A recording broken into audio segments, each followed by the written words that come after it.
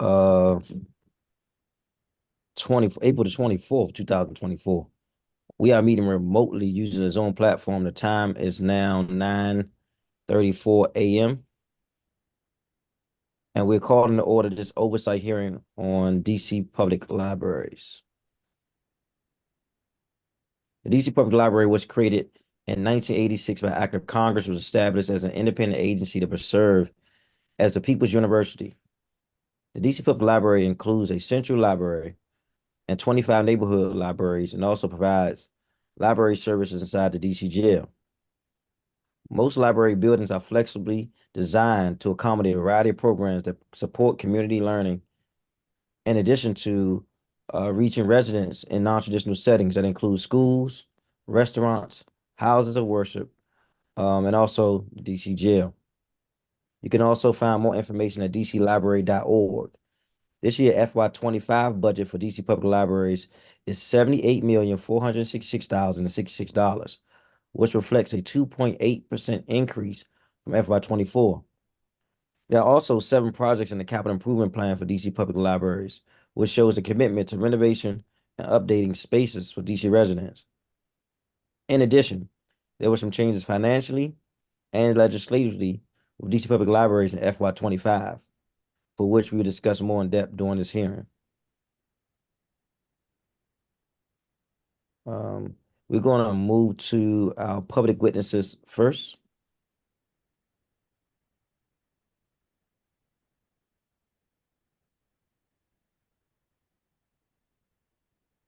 The first panel of public witnesses will start with Robert Oliver, President of Federation of Friends of DC Public Libraries.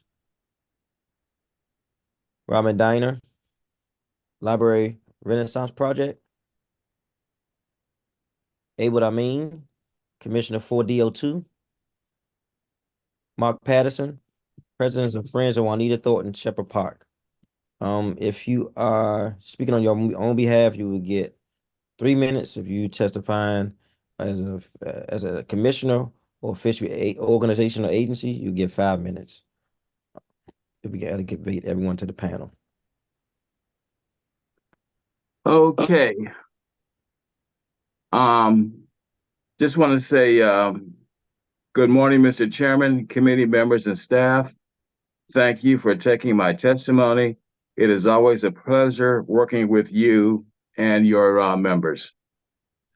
First, I'd like to say that DCPL is the most loved city agency for a reason. It has been faithfully serving patrons in DC and beyond through its 26 branches throughout DC's 8 wards. DCPL provides engaging activities and programs for all ages. DCPL also acts as a clearinghouse for programming and services offered by community groups, nonprofits, and other city agencies.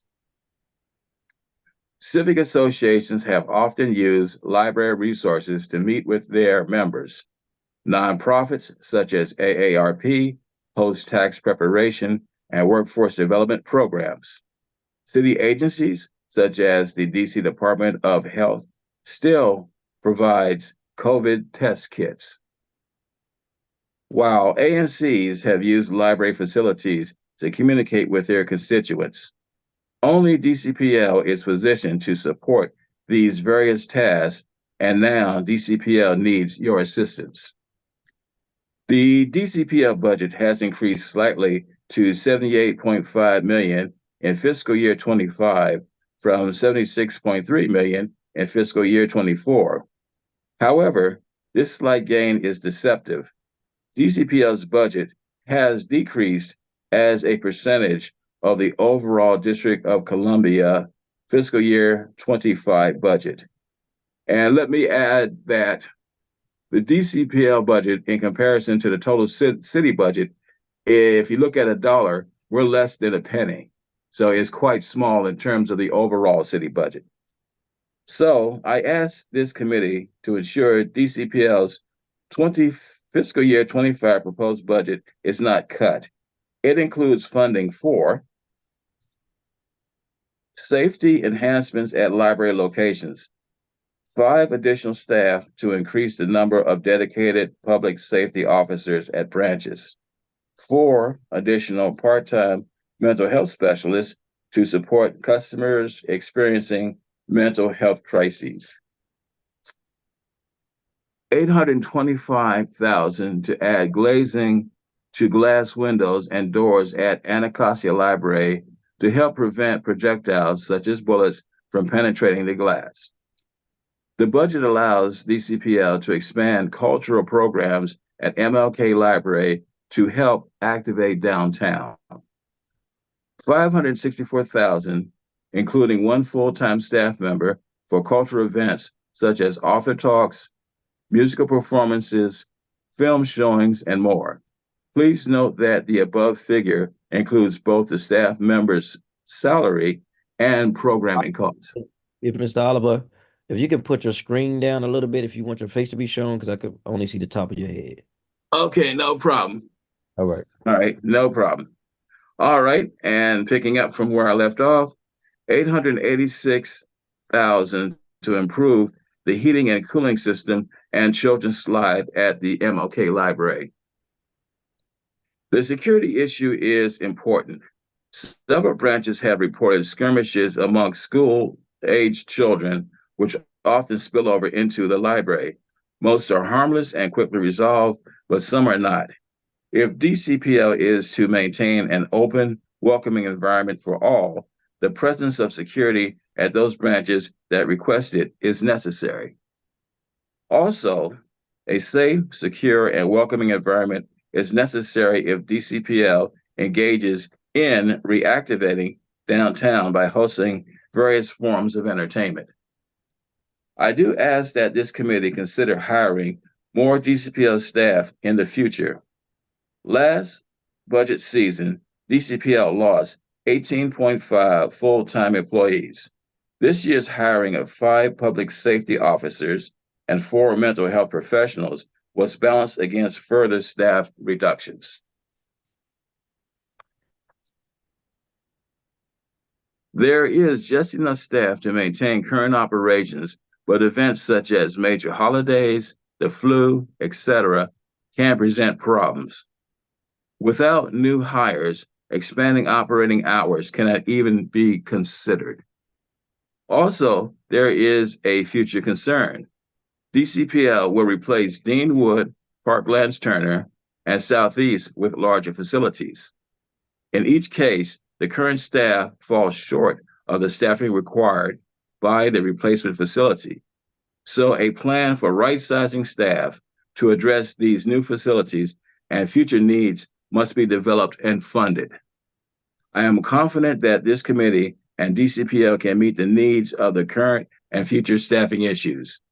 This concludes my testimony, and I await any questions this community may have. Thank you. Thank you. Robin Diner.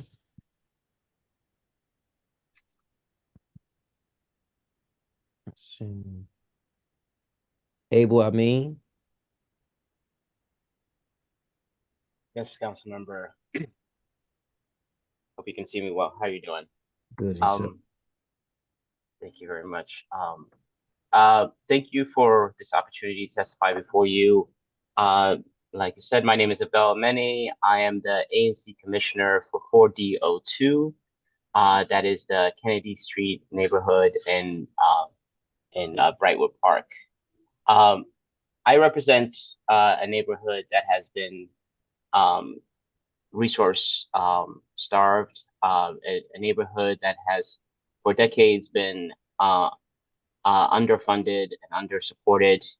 And I am here to implore the DC Council and DC Public Library as well to move ahead with what our ANC and our neighborhood and our constituents have asked for, which is to build a library on Kennedy Street. The council last year passed legislation, specifically passed the Ward 4 Libraries Act of 2023, authorizing $5 million to acquire property along this route. That funding has still not been expended, and it's still sitting there and waiting for the executive to act. So I want to urge the council to put as much pressure and oversight on this role to ensure that this law that passed authorizing them to spend this money is actually expended, and that we start moving towards building this library, which my neighborhood really needs. I'm currently at a FedEx Kinko's. I'm at a FedEx Kinko's because I need to print something. And there is the closest place that I could go to was the FedEx Kinko's. I could go to a public library. I would love to go to a public library. I could print the materials that I needed at a public library for free, up to 20 pages, I believe. But I'm not able to do that because that is not convenient to me, because it's not closely located to me. There are two libraries more than a mile away from my neighborhood. There's the Lamont Riggs and there's the Tacoma neighborhood library as well. Those are too far away and they're not really accessible. We need something nearby. Our ANC has passed several resolutions on this. We recently, I think 2 or 3 days ago, passed another resolution. I want to read you part of what that resolution says. It says, therefore be it resolved that the Advisory Neighborhood Commission 4D advises DCPL in fiscal year 2024, which ends in September, so it has not ended yet, to fully utilize the $5 million currently available to DCPL in partnership with DEMPED and DGS to acquire real property that is suitable for development of a new full-service branch library on Kennedy Street, situated between 13th Street and Kansas Avenue, in accordance with the laws enacted by the DC Council. And the ANC 4D advises DCPL and the DC Council to modify project number SPL 37 in DCPL's proposed fiscal 2025 capital budget so as to allocate up to $30 million in available funding towards site acquisition, design, and capital construction of a new public library located on Kennedy Street.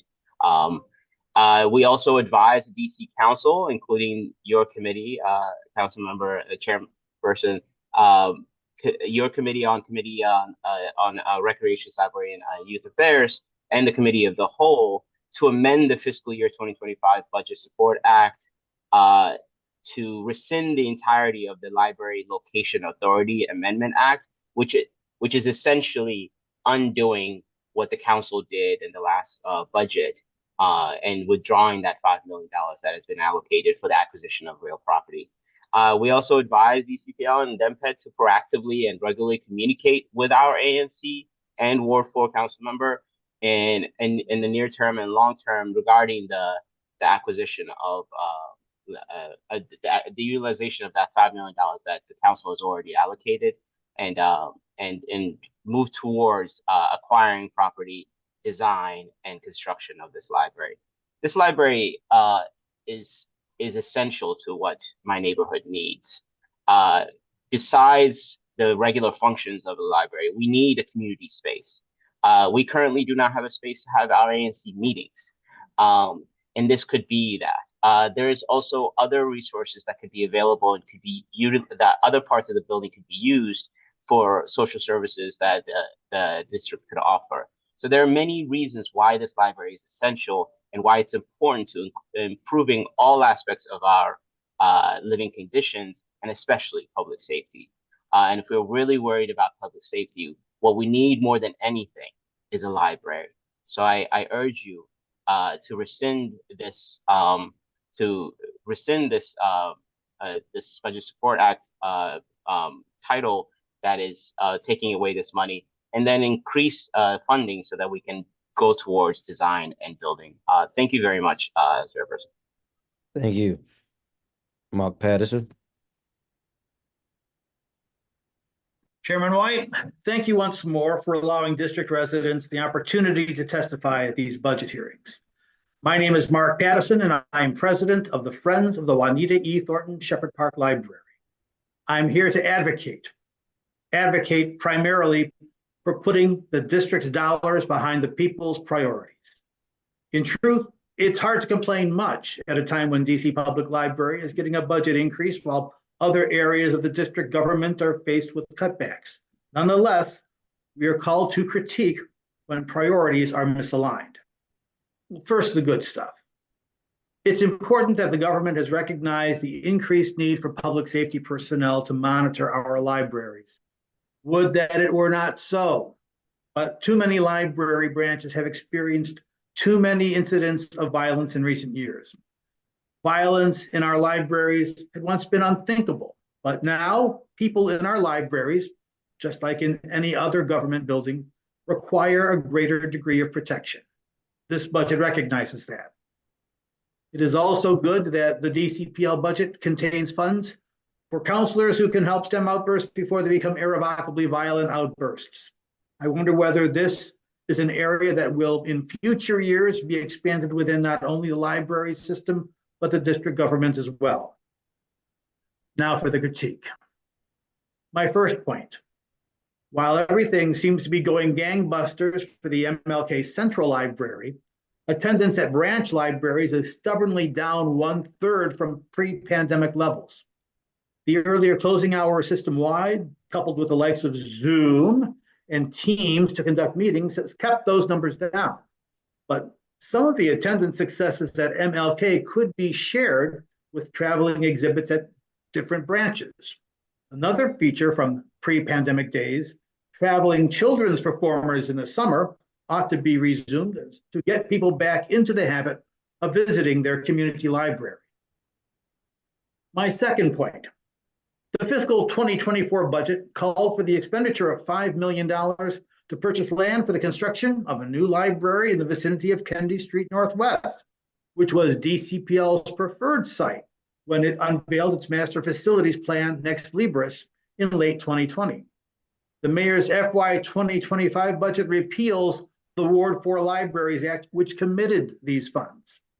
There are still more than 5 months left in the current fiscal year, but it seems as if DCPL and DEMPED are dragging their feet in hopes of running out the clock so that there won't be a land purchase. Don't ignore the law, DCPL. Don't evade the law. Follow it. And council, please retain the Ward 4 Libraries Act in the FY 2025 budget. My third and final point, I bring to your attention to budget item, I gotta take a deep breath here, CE-10035-4-CE0.SPL37C. And in quotes, Shepherd Park Library. This calls for a capital budget allocation of $30 million and change starting in fiscal 2028. While ordinarily this is welcome news, I've got to ask myself, without a Ward 4 Libraries Act, what's to keep DCPL from going back on its word, since there would be no more law to adhere to, and pulling at Kennedy Street on Upper Georgia Avenue? I could ask myself that a million times and not come up with a satisfactory answer. But DCPL Executive Director Richard Reyes-Gavilan is here, and he testifies under oath. So maybe you should ask him. Thank you for your attention to these matters. I cede the rest of my time. Thank you. I want to jump back up real quick. Mr. Oliver, are you still here?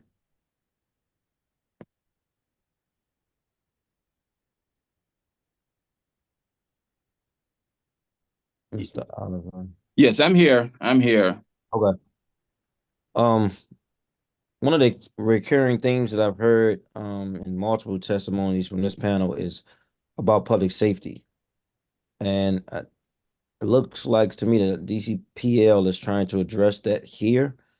But I heard you also say that was to take away from the FTEs, the full-time employees. And you mentioned we lost 18.5. That's not totally accurate. But Okay.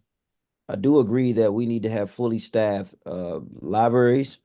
And I think that the two that was mentioned was Deanwood and Parkland Turner, amongst others, but those were mentioned.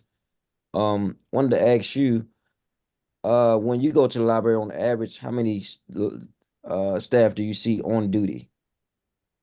Currently our staffing is low. We probably have a building our size, I believe requires 11. We may have 9 on any given day. And we've always been short-staffed since we came out of the interim. Well, I don't think we've ever had the 11, which is a full complement.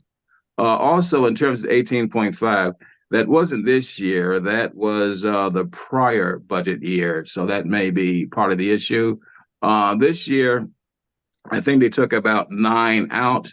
And what they did was for the new folks that have come in, the officers and the mental health professionals, they were added in. But by the same token, there were positions that were unfilled, and those unfilled positions were zapped. So basically, it was a transfer. But the point is that you're adding security guards who and mental health professionals who cannot do library work, and to bring them in, which they should be brought in, they're replacing library staff. So it basically you're adding in one pot by taking from another.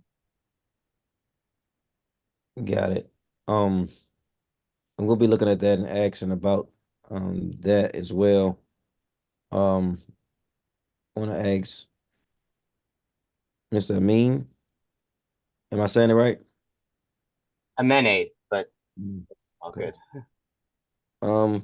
We actually, Councilmember Janice Lewis George and I spoke yesterday to you and Mr. Patterson's point about the War for Library Emergency Amendment Act. And we're currently working on that.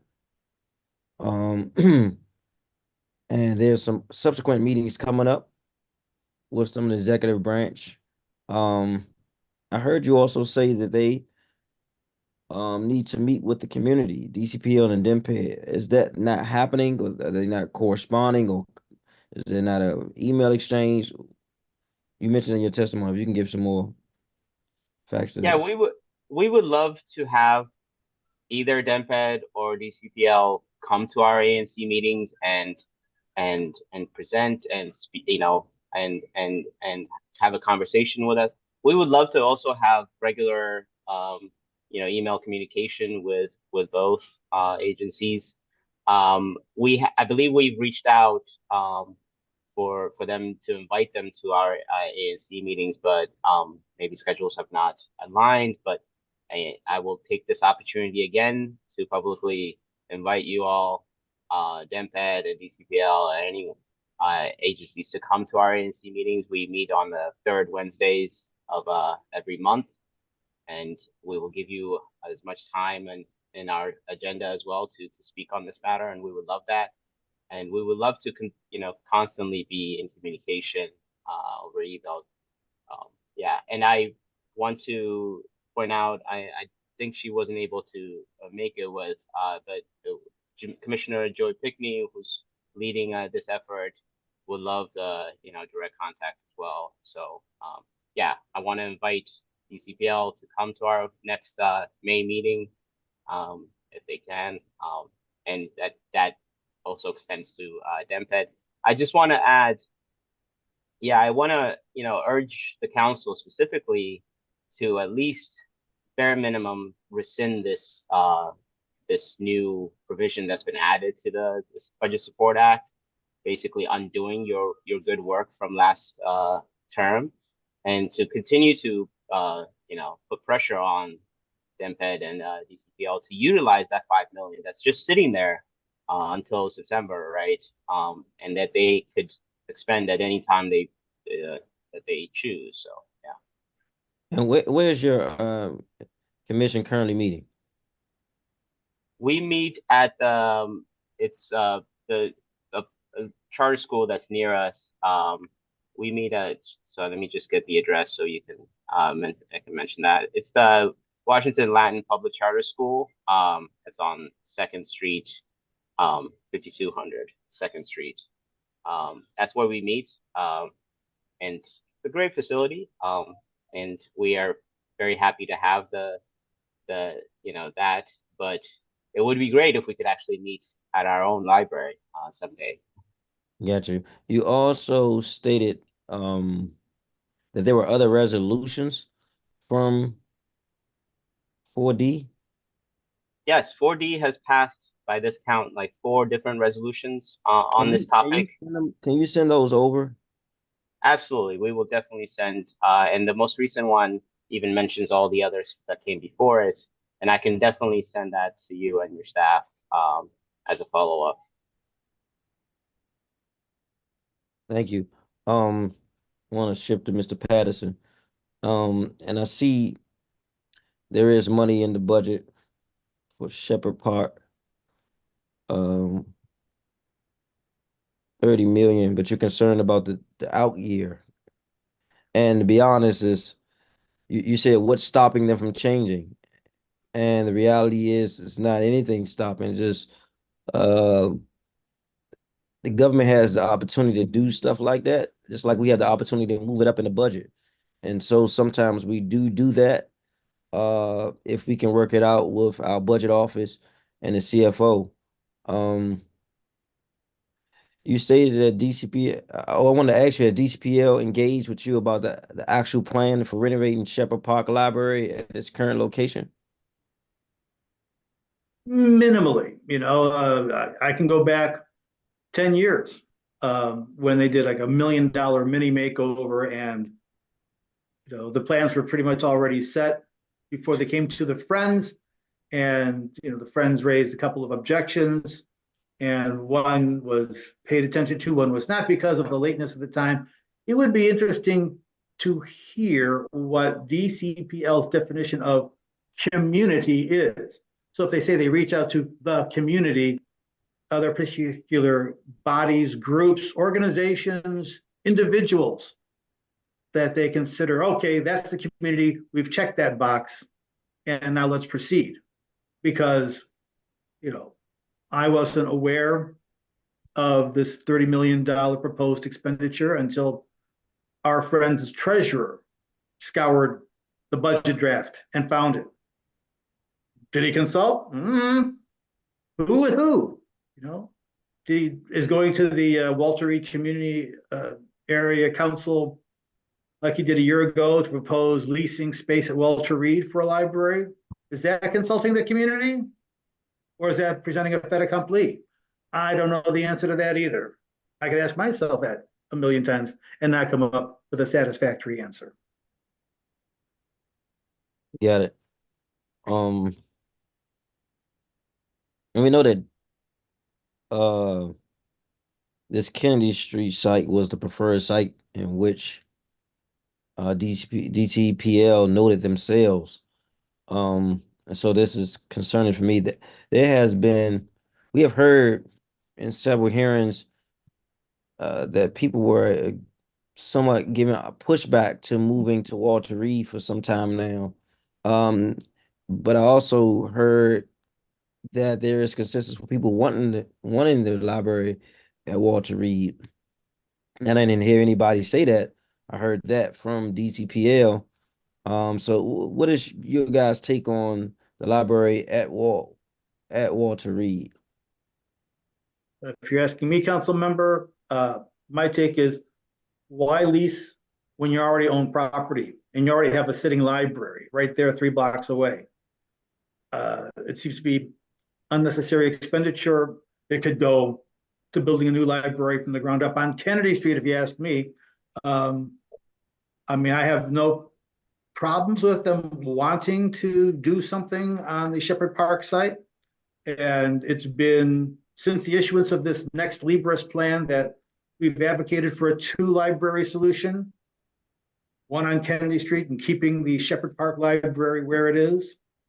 But it doesn't seem to resonate within DCPL. Got it.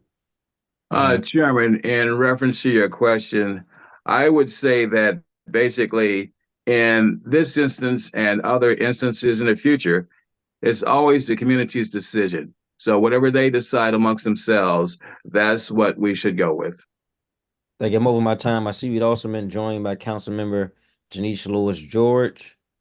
Welcome. Thank you so much, Councilmember, for your continued work over and diligence in libraries in general across the city, but in Ward 4 specifically. I think you've asked and answered really thoroughly most of the questions here, but I want to come to Commissioner Abell first. To talk about sort of, you live in the Kennedy Street neighborhood, and I see you actively walking the neighborhood, walking down the street oftentimes. DCPL says in the next Libra study, particularly about the Brightwood Park area, this area has a high concentration of individuals with low educational attainment, children ages birth to 9, and single parent households. Additionally, there are a lot of individuals living in the area who do not currently use library and have the potential to become customers. This is from DC. This is DC Public Library stating this about your single member district. And this is the reason why they identified Brightwood Park as an area that needed a library for those reasons. In addition to the reasons that DC Public Library themselves have indicated, what other reasons and other things about the makeup of your single member district would make a library an important resource to have? Absolutely. I mean, those reasons are very good reasons. I will add, I myself, I'm a student. I'm an undergraduate student at the University of Maryland in my late 30s, trying to get my undergraduate degree. So I am that specific person that you just described as that has attained, has not been able to attain higher levels of education. And for that, I need a library myself personally. A library would be a great place for me to go and study. I mentioned this, and thank you for joining us. I know, but I mentioned this during my testimony that I'm currently at a FedEx Kinko's because I need to print something. And that's one of the reasons why a library is important. There are just also many other types of, besides a place where you can get a book. This is a book desert. We have a book desert in my neighborhood. And besides a place where you can get a book, besides a place where you can use a computer, a library also offers us a community space. And that community space is very important.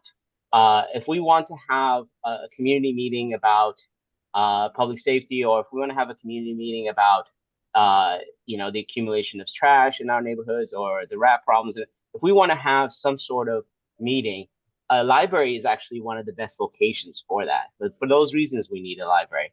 And also, I mean, in my SMD, because of decades of underfunding, has many blighted properties, has many properties that are just are going underused and unused. And for that reason, a library is necessary, because a library, first of all, the physical building itself will take care of one of these blighted properties that could be turned over. And also just having that will encourage other people to move to the neighborhood, to make the neighborhood more welcoming, more livable, right? For all those reasons, that's why we need a library. And people need a place to hang out and to be, right? To be in public spaces. And that's another reason that we need a public library. Right now, we don't have a space, even parks or other recreational spaces in our neighborhood. And having that library and a place to be is also essential for all. And I can keep naming reasons why a library is so essential. One of the statements that have been made was made, I believe, at a meeting. I was not there, but I heard that there was indicated that no one wants a library on Kennedy Street.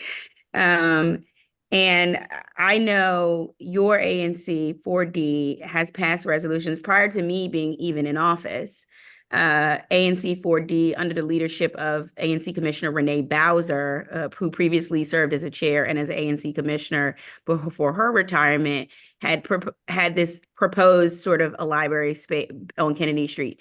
This was before DCPL themselves then also indicated that this is an area that should have a library as well. So I know you speak to your fellow ANC commissioners as well. So I just wanted to be clear, the Kennedy Street Library is something you all have passed as a resolution, but it's something you've had conversations with neighbors about. What is your opinion of sort of the community's want and for a library at that space? The reason I was elected was partly this. When I went and signature collected, there were 2 or 3 issues that were top of mind for people. It's always rats. One. Another is the library and having library, and a third is public safety. So it's among the top 3 in almost every single constituent that I spoke with. As an ANC, we have passed 4 resolutions now. One, I can state the dates. April 2022, we passed a resolution. March 2023, November 2023, and now again in April 2024. So we have passed, I think that's just the count that I have, but I think there might be more resolutions that we've passed about the library. And it's every single time has been unanimous. Sometimes we have lively debates in our ANC, but there is almost there is no disagreement when it comes to this point. We all agree that we need a library, and the constituents, the ANC's commissioners are all in agreement on this fact. Thank you. I appreciate that.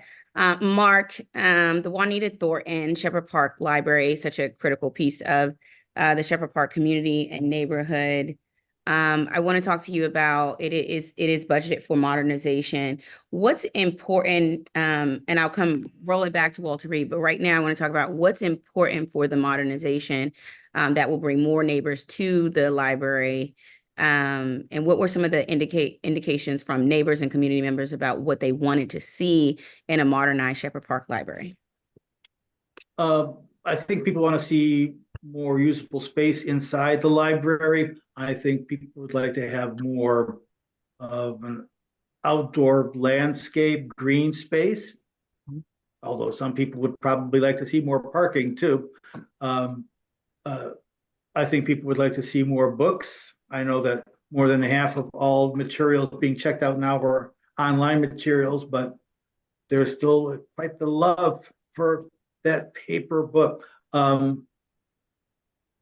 And of course, I'm sure they like to see more activities. It's been, lean times since March of 2020, and it's gone into a bit of a drought. And the Friends are going to host a children's book author next month because, it's time to get more people to remember their community's library.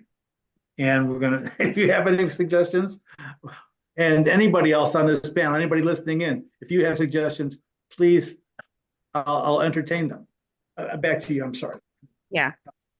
So it seems like one of the issues with the Walter Reed situation was that it would actually cut the square footage of the library space versus add square footage to the library space. And what I'm hearing you say is we need more. The idea is to have more space, more study space, more community space, more learning space, and more space for books. So it seems like we need more we're looking to add more square footage, not less square footage. Well, apparently DCPL believes that there's like more than 23,000 square feet of the library, but the way it is designed, the interior is designed, probably 40% of it, isn't really available to the public. The basement's been off limits for decades, which is where the Friends got shunted to in 2016. That's a big draw to be a Friends member. But the staircase in the middle of the library, is that the best use of space? I don't know. I don't think we need more space for books. I think we just need more books on the shelves that we've already got. Gotcha. Okay. And as far as you know a little bit about the history of Juanita Thornton and the selection of that actual space for the library. What's the history there regarding this space?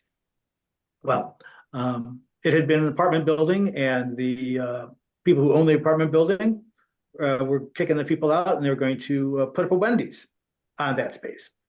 And Juanita E. Thornton and children from Shepherd Elementary School came up with a campaign, "Books, Not Burgers."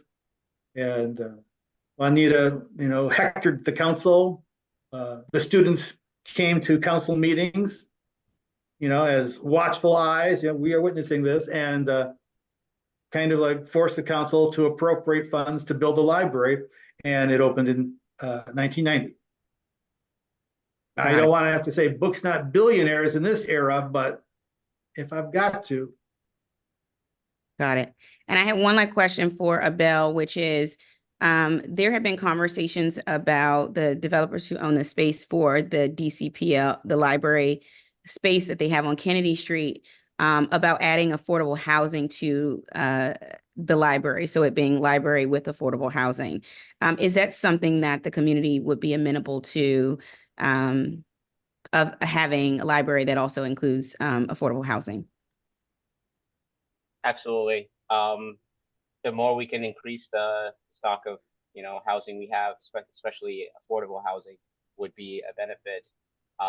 We have actually discussed during the ANC meetings, what are the other uses of that same building, and every suggestion that has been for either social services or even housing, either option is something we favor, and the community would definitely be in support of. Absolutely. Great. Awesome. Thank you. Thank you, Chairman White. Thank you. We're going to move to our next panel.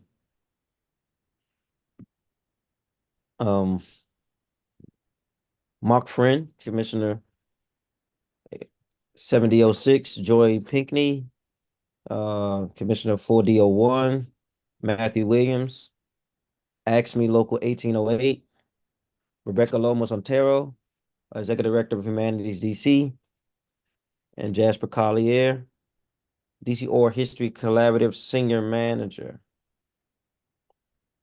also for Humanities DC.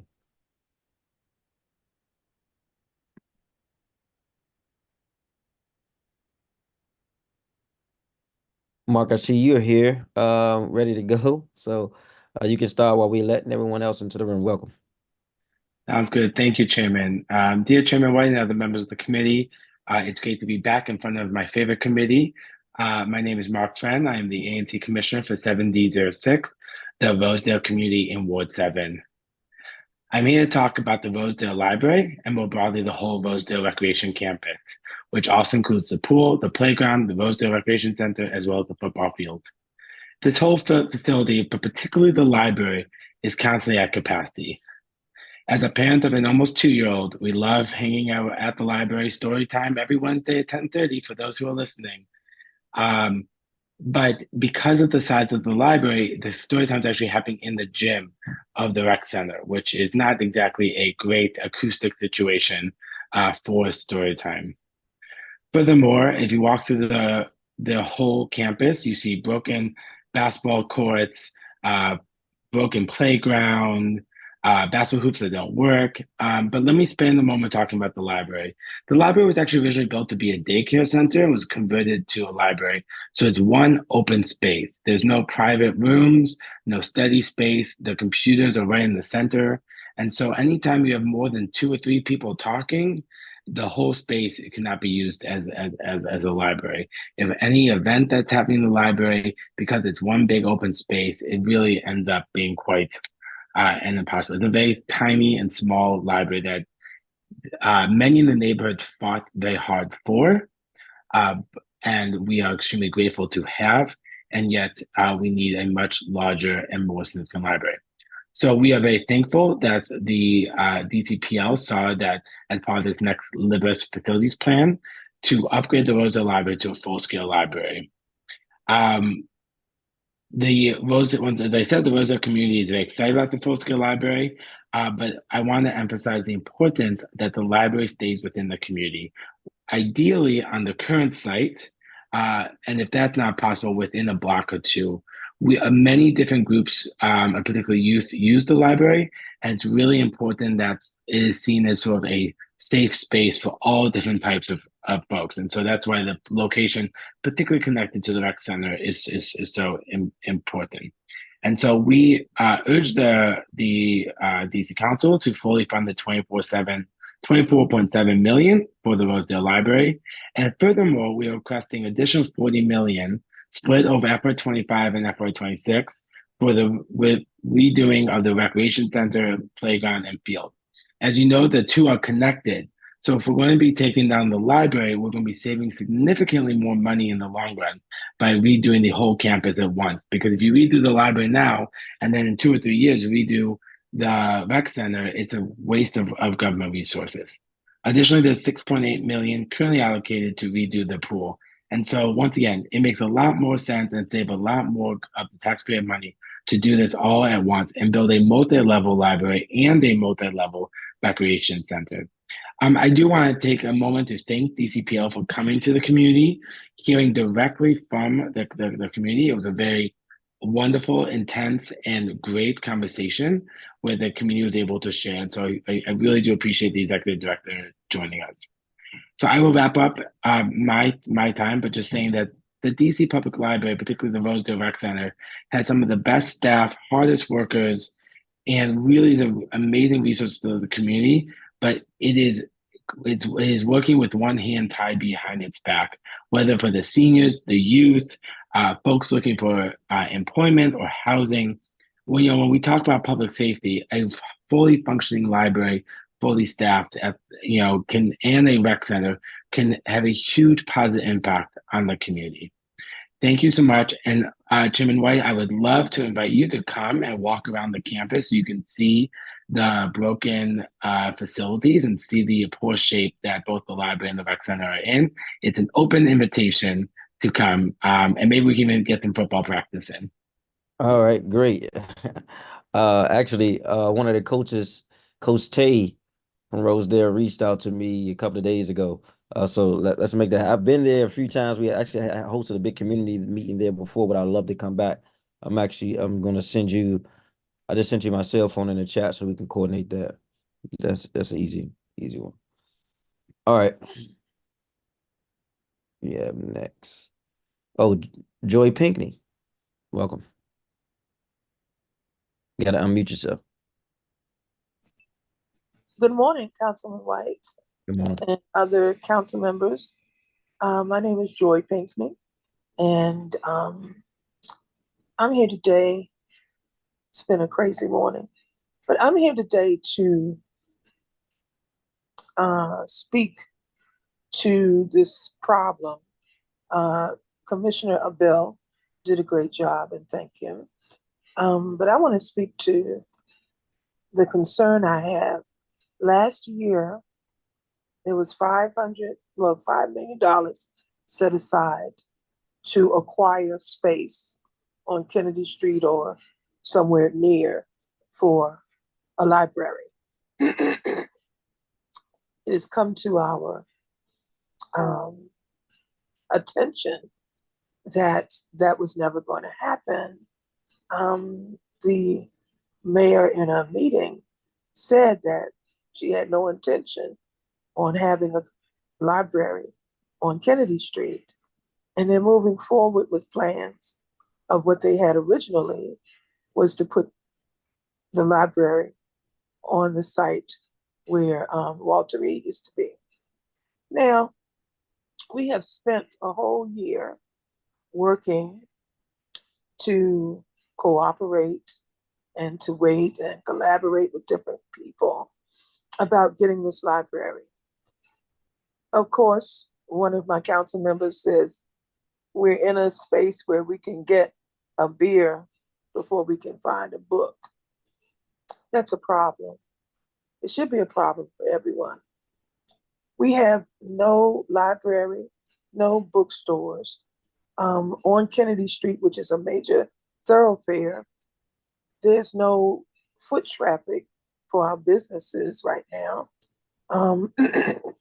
In the resolution that 4001 just passed, it goes through the whole time frame of the promises, broken or kept, that were given to 4D that just did not have materialized. When I had the meeting with the director of the library after your council meeting, your hearings last year, he went through the time frame because I wanted to know. One of the pending developers already has the all of the necessary paperwork and permits needed, which would cut 2 years out of the time frame for which we would have to wait to get this project moving. We've invited DPL to come down to Kennedy Street. We have heard no response for that. So it seems that we have spent a whole year working on a project for which was not intended to be successful. And that is a concern because the community wants this. It's not just 4D, it's 4B. It's going to impact a whole community that's beyond the labels. But also at this point, it's about the messaging as well. Do we have a leadership of a city that practices democracy, where the people dictate how our money is spent and where it's spent?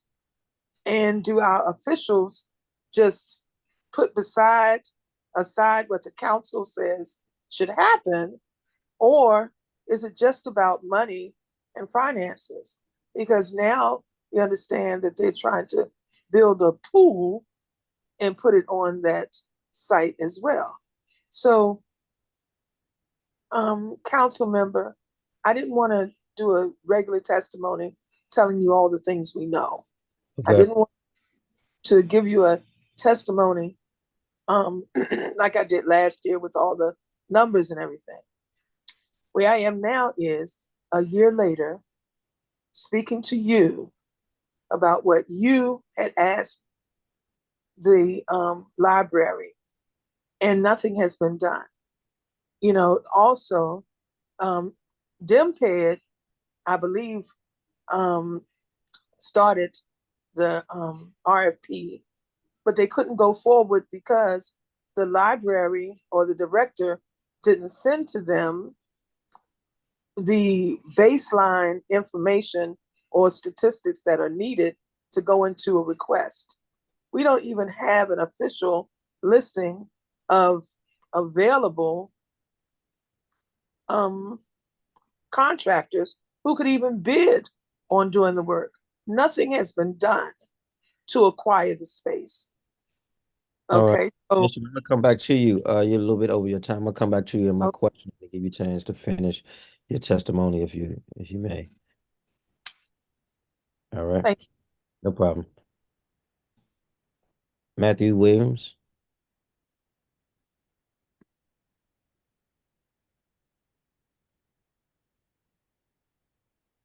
Greetings, Chairman. How you doing?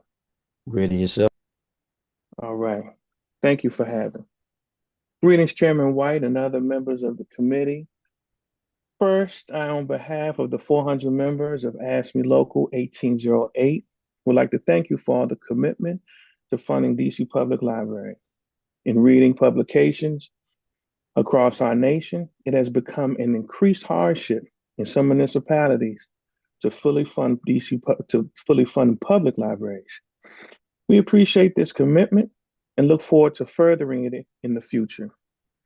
We as stakeholders value the work we do and all the people we serve.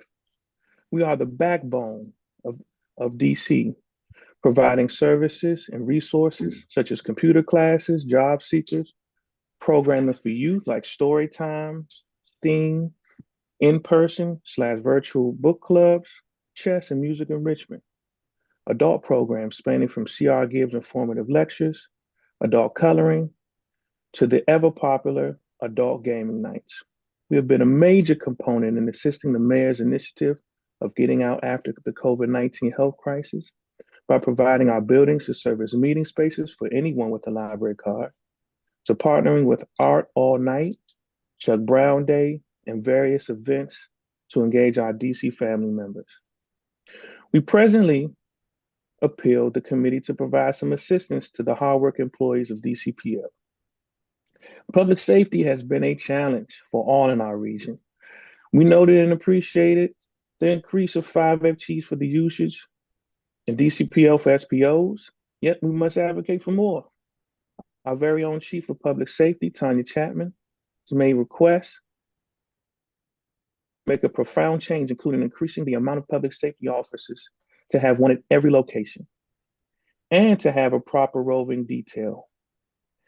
The other of which much more importance, the other of much importance is advances in our incident reporting system and upgrades to our aging camera surveillance systems. We request that this be strongly considered to provide us all a safe space. Also, tuition reimbursement assistance is an article in our CBA, and continually, because of budget cuts to our training budget, we have for the first time in nearly 20 years left without any program to assist our stakeholders with the ability to seek financial assistance to climb the career ladder. Between each promotion opportunity in public services at DCPL, my members face a degree impediment. Library technician is a position only requiring a high school diploma, yet to apply for the next position of library associate, you're required to have a bachelor's degree from college, and then a master's of information library science to become a librarian.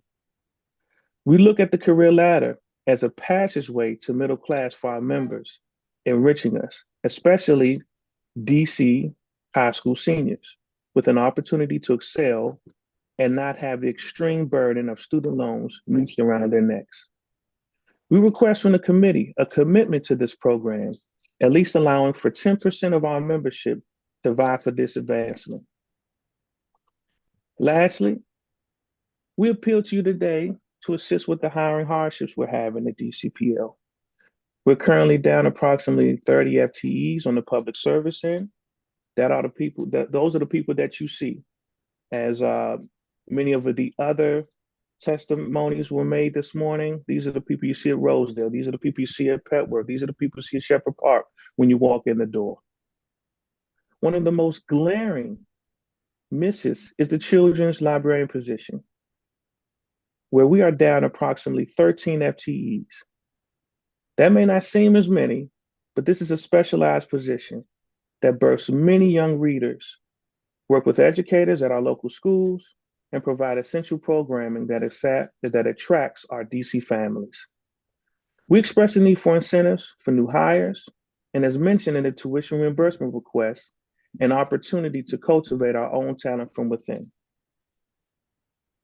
We thank you for the opportunity to advocate and speak to you today, and look forward for more to come in the future. Thank you. Thank you. Mr. Williams, did you submit a written testimony? No, I have not. I plan to get it to you. We're kind of working backwards on this to try to get it all done. Oh, good. If you can get that to us, and also the other committee, so we can get it to the other committee members as well. No problem, sir. All right. Rebecca Lemos Otero. And I see you said that Jasper is in the room. Yes, Jasper Collier is in the same room as me. So if he's testifying after, I can just move out of the way. And he can Okay, perfect. I get it. Does that Go work? right. Yeah. Okay, great. Good morning. Good morning, Councilmember White, committee members and staff. My name is Rebecca Lemos Otero, and I would like to start by thanking you all for the opportunity to share my testimony with you today. both as a Washingtonian and as the Executive Director of Humanities DC, our city's designated Humanities Council. Humanities DC, an affiliate of the National Endowment of the Humanities, is both a grant maker and a creator of public humanities programs like our Community Journalism Initiative, our Independent Practitioner Fellowships, and our monthly Culture Series events. Today, I'm here, though, to talk about our anchor program, the DC Oral History Collaborative, which is the result of the DC Council's thoughtfulness towards the importance of capturing our city's most essential stories directly from the residents who live them. The collaborative is a genuine and excellent example of partnerships as it is made possible by the joint efforts of Humanities DC and the DC Public Library. I would like to spend the rest of my allotted time today in support of the DC Public Library by highlighting this one program that showcases what a wonderful community partner this important institution is to Humanities DC and our city. Others will testify more in detail today about the DC Oral History Collaborative and its workings. I would like to focus on the systemic impact such a unique program like this one makes for our city. For the last 8 years, the DC Oral History Collaborative has simultaneously built a collective of Washingtonians, some professional scholars, but most civically driven residents, trained them with the skills to identify and administer interviews, archived the collections for those conversations, and produced free experiences for the greater public to listen and reflect on these stories and the connections to our city's histories, policies, and changing dynamics. Why is this important? DC has a rich and complex history as the nation's capital, as a center of Black thought, politics, and fight for liberation, and as an ever-changing urban landscape. It's important that we actively and regularly ask those who have lived and worked in our city to share their perspectives so that they can help us paint a fuller and more equitable picture of DC when its history is being examined. As our city rapidly changes, oral history helps residents feel genuinely seen and heard. Their stories are not erased or ignored by the speed in which our city evolves, but captured for decades, even generations, for others to hear and study. The stories captured and presented back into the public help add a dimension to some of the most important topics of our city today. We understand better what the go-go movement meant, from the music to the cultural impact. We reflect on our city's housing and use these stories to build a stronger case for why it's crucial for current residents to have reasonable and safe accommodations in a city they call home, sometimes for generations. Hearing and reflecting on people's experiences helps newcomers, immigrants, and long-term residents better understand and respect each other's experiences and perspectives as we inhabit the same space. These are just some of the examples of the power of oral history and, by extension, the collaborative, when combined with community dialogue and civic engagement. As we use our libraries to hold and celebrate stories from around the world, we see our partnership with DCPL as part of the work to ensure that it also has the capacity to celebrate and share the stories of our residents. I would like to finish by restating my support for DC Public Library, this prolific partnership, and thank the Council for understanding how its investment makes this important work possible. Thank you. Thank you. I guess Mr. Collier can jump right in. Yep.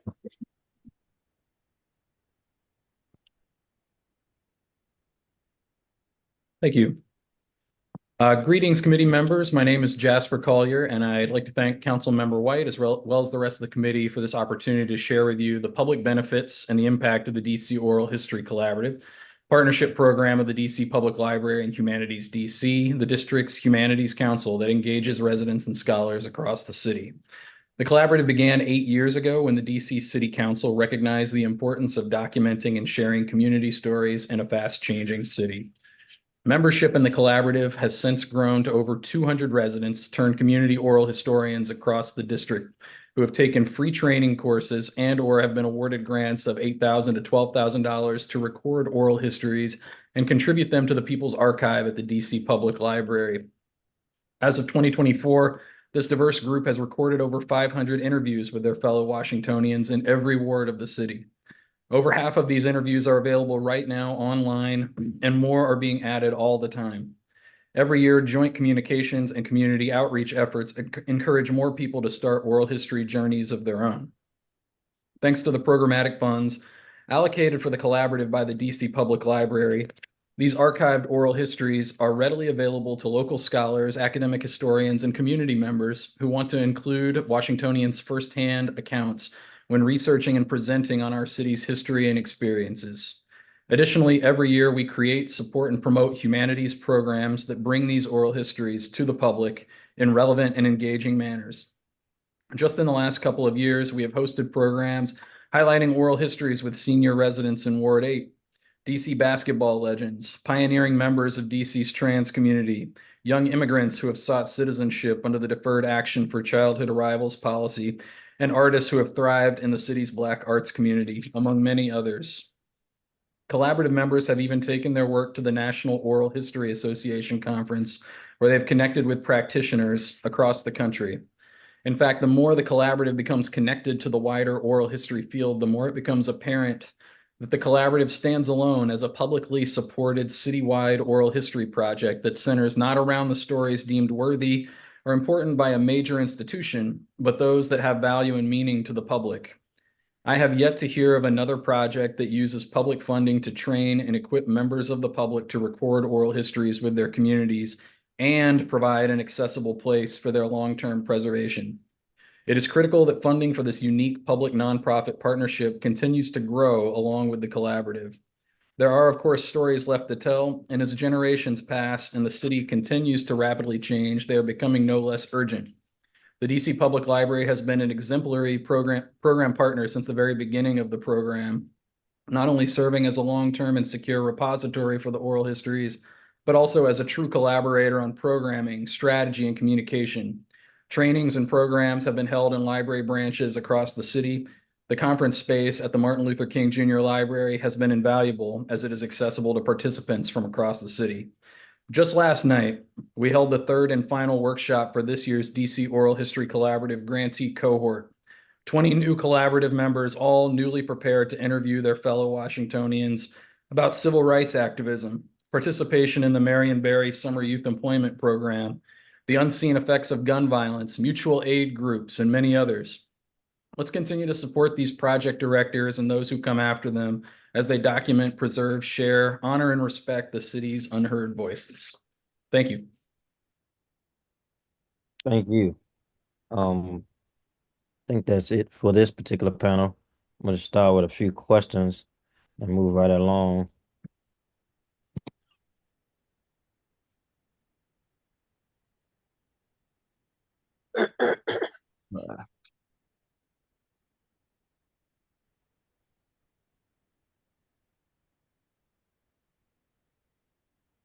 Start with Mr. Friend. Yeah. Yes, we we have got an opportunity on my staff to start scrubbing through the budget and also looking at what was there, what was not there, what was taken away. And I know there is money for Rosedale, but you also talked about the totality of how it should look holistically, including the rec, the playground, and the field. And so are you saying 40 million total, or are you saying 40 million plus the 24 million? And where did you come up with these numbers? Great. Yeah, the 24.7 million is just for the library, and that is currently in the mayor's budget, and that's lined up with the next Libris facilities master plan and DCPL plans. The 6.8 million, which is currently allocated for the pool, is I believe last year's money, so that's already there. And then the 40 million is an estimate that a couple of us developed based on looking at other capital projects of similar sizes. So that would be additional to the $24.7 million to redo the library, to redo the fields and the rec center and the playground. Yeah, that's and thank you for that, because I know we have a number of recreation centers in the pipeline. I've never seen one at 40 million. So what was your rationale with the number? Yeah, and I would love to work with you to come, if that is not the right number, to do this is ANC Mark's best estimate. Okay. So I would love to work with you to figure out what exactly that number looks like, particularly because what cost savings with redoing the library at the same time. Yeah, so typically we look at other recreation centers, sizes, uh, amenities inside, if it has a pool, inside, if a basketball gym, rec space, teen room, senior room, does it have an outdoor facility, those type of things, and kind of match it to what the community desires and wants. And we tried to put money in the budget over the years to try to count, get to the larger number, because as you know, once we get the budget from the mayor, it's a balanced budget. So we try to piece together something to move and create equity in spaces across the city. I did meet with the chief DC's CFO yesterday. And our conversation was a great conversation, but I'm concerned about where we're going as a city, economically, and generating revenues to keep up the pace of where we were, especially with our bond rating and being fiscally responsible as we've been and having these years of surpluses. There's some things I feel like should have been done differently, but that's going to impact how we make decisions about this budget and going forward, of course. So I just want to put that out there as well to all who are listening. Another question. DCPL has discussed separating Rosedale Library from the Recreation Center. Are you in favor of this plan, or do you have any? Where are you with this plan? Great question. So the ideal situation would be keep it on the current campus, but have it as two separate buildings so that they're physically not sharing a space. So DPR can have their space and DCPL can have their space. If that is not feasible, we are highly encouraged. That's sort of the top line. If that's not possible, ideally keep it within like a 1 or 2 block radius of its current location. That is what the community wants. But yes, separating it into 2 buildings would be ideal. Got it. I'm gonna skip right along. Miss Pinckney, uh, what did the mayor tell you that she did not? You said the mayor said that she did not plan on doing the library at Kennedy Street. Yes, well, there was a meeting that she had a couple of weeks ago, and a member of our task force, Mr. Zach Israel, who will be on their next panel, Okay. asked her a specific question on our behalf about the intentions on the library on Kennedy Street. And she returned, she said that she nor the DCPL had ever really intended on putting the library on Kennedy Street. And of course, you know, they're moving forward with their original plans. And even when we look in the paperwork that shows where they are and what they want to do, they're proceeding with, on paper, Yep. redoing the library that's up there and moving it to the Walter Reed site. And so I'm a little confused as to if the community, and even the community up there with the current library, said that they could go with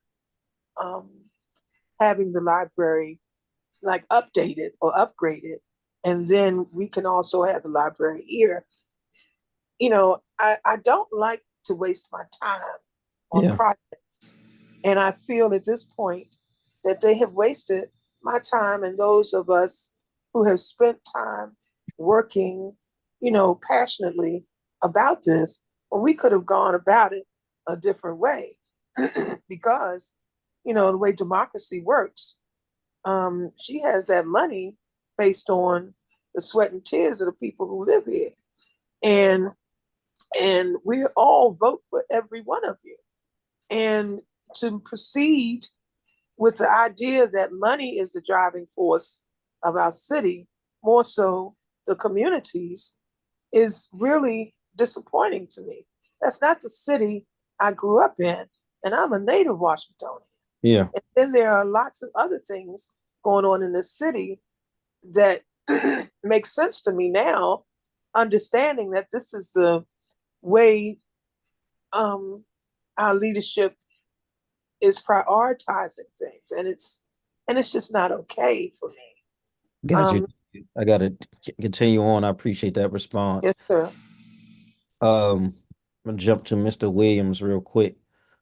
Um, I, I I think you said, you can correct me if I'm wrong, that you were trying to get MPD to come or have a presence at every library.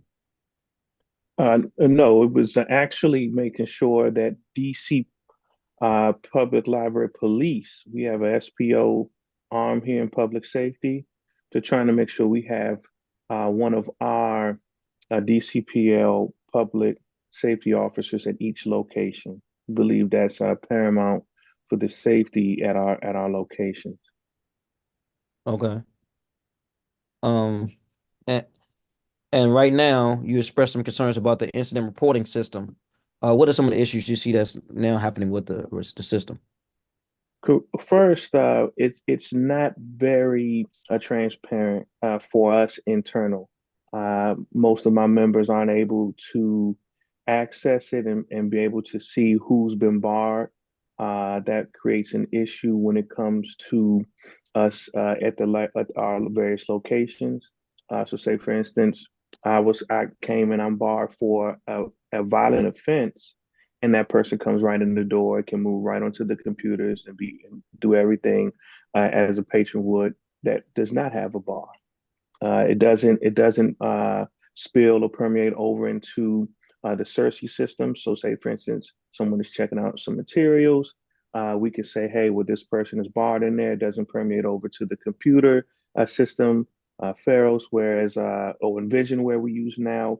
Whereas, hey, it would stop them from being able to use the computer and say, hey, remember your barred. It does none of that. Okay. And we don't have any, and the BOLO system also is dependent upon that to be on the lookout. And that's not also tied into what we have presently. Thank you. And for clarity, you mentioned that of the FTEs that were removed, 13 were youth positions. Is that accurate? We no, that's not accurate. What's going on is that we are down 13. We have been unable to fill those positions, and they are children's librarian positions, which I remarked are kind of like specialist positions in our agency, working with youth, getting them interested in books, getting them interested in reading. Okay.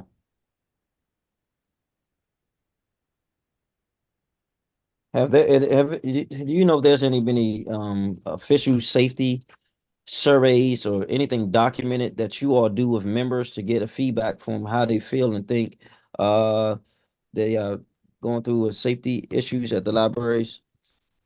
We've done them on the union side, labor side internally, provided them to the agency. Uh, there was one probably about 4 to 5 years ago, but nothing recent. We would definitely uh, love to have that, our agency heads can hear about some of the issues and things that are going on. I know it's been a constant, resounding thing on this testimony that people have been talking about safety in our locations. So we also echo the same. Got it. And I'm a little over my time, so I'll try to use another minute if I can to jump to um Mr. Collier and Miss Ontero. Mr. Collier, you talking about the world history projects or history. How many people are participating in this project and giving I guess the video testimonies? So the way it works is there's a cohort of about 20 oral historians representing about 15 projects that receive grants every year, and each of those projects interview at least 5 participants. Okay. So generally, there's a little over 100 people who are interviewed for the project every year at this point. So it goes up a little bit every year. And what's the theme of what they're collecting? What's the theme? The themes are dependent on the community applicant. So, there are, many different projects happening at any given time. A couple that I just mentioned, there are a few this year that are looking at SYP. the Summer Youth Employment Program, kind of a history of who's participated in that over the years. There's somebody who's looking at the disappearance of community spaces in Mount Pleasant. There have been projects done about use of the parklands and the forest spaces in Ward 8. Neighborhood projects relating to, Marshall Heights, just kind of a diversity of projects covering all wards, areas of the city. And really, that's one of the great things about the project is that it's not any single institution that's deciding what stories get told. It's kind of the population at large, the public, who are deciding that. And last question, how is it stored? Sure. Yeah. So the oral histories that are collected through the grant program are all stored in the People's Archive at the DC Public Library. That's one of the great things about the partnership with the library is that, people can record these oral histories with the knowledge that there is a strong long-term preservation plan in place, and that once they're in the library, people are going to be able to access those long-term as well. And one last question, Ms. Ontario, where are your programs held? The Oral History Collaborative takes place in most DCPL locations, so it moves around throughout the city. Okay. Thank you. I'm over my time. Councilmember Janice Lewis George, do you have any questions for this panel?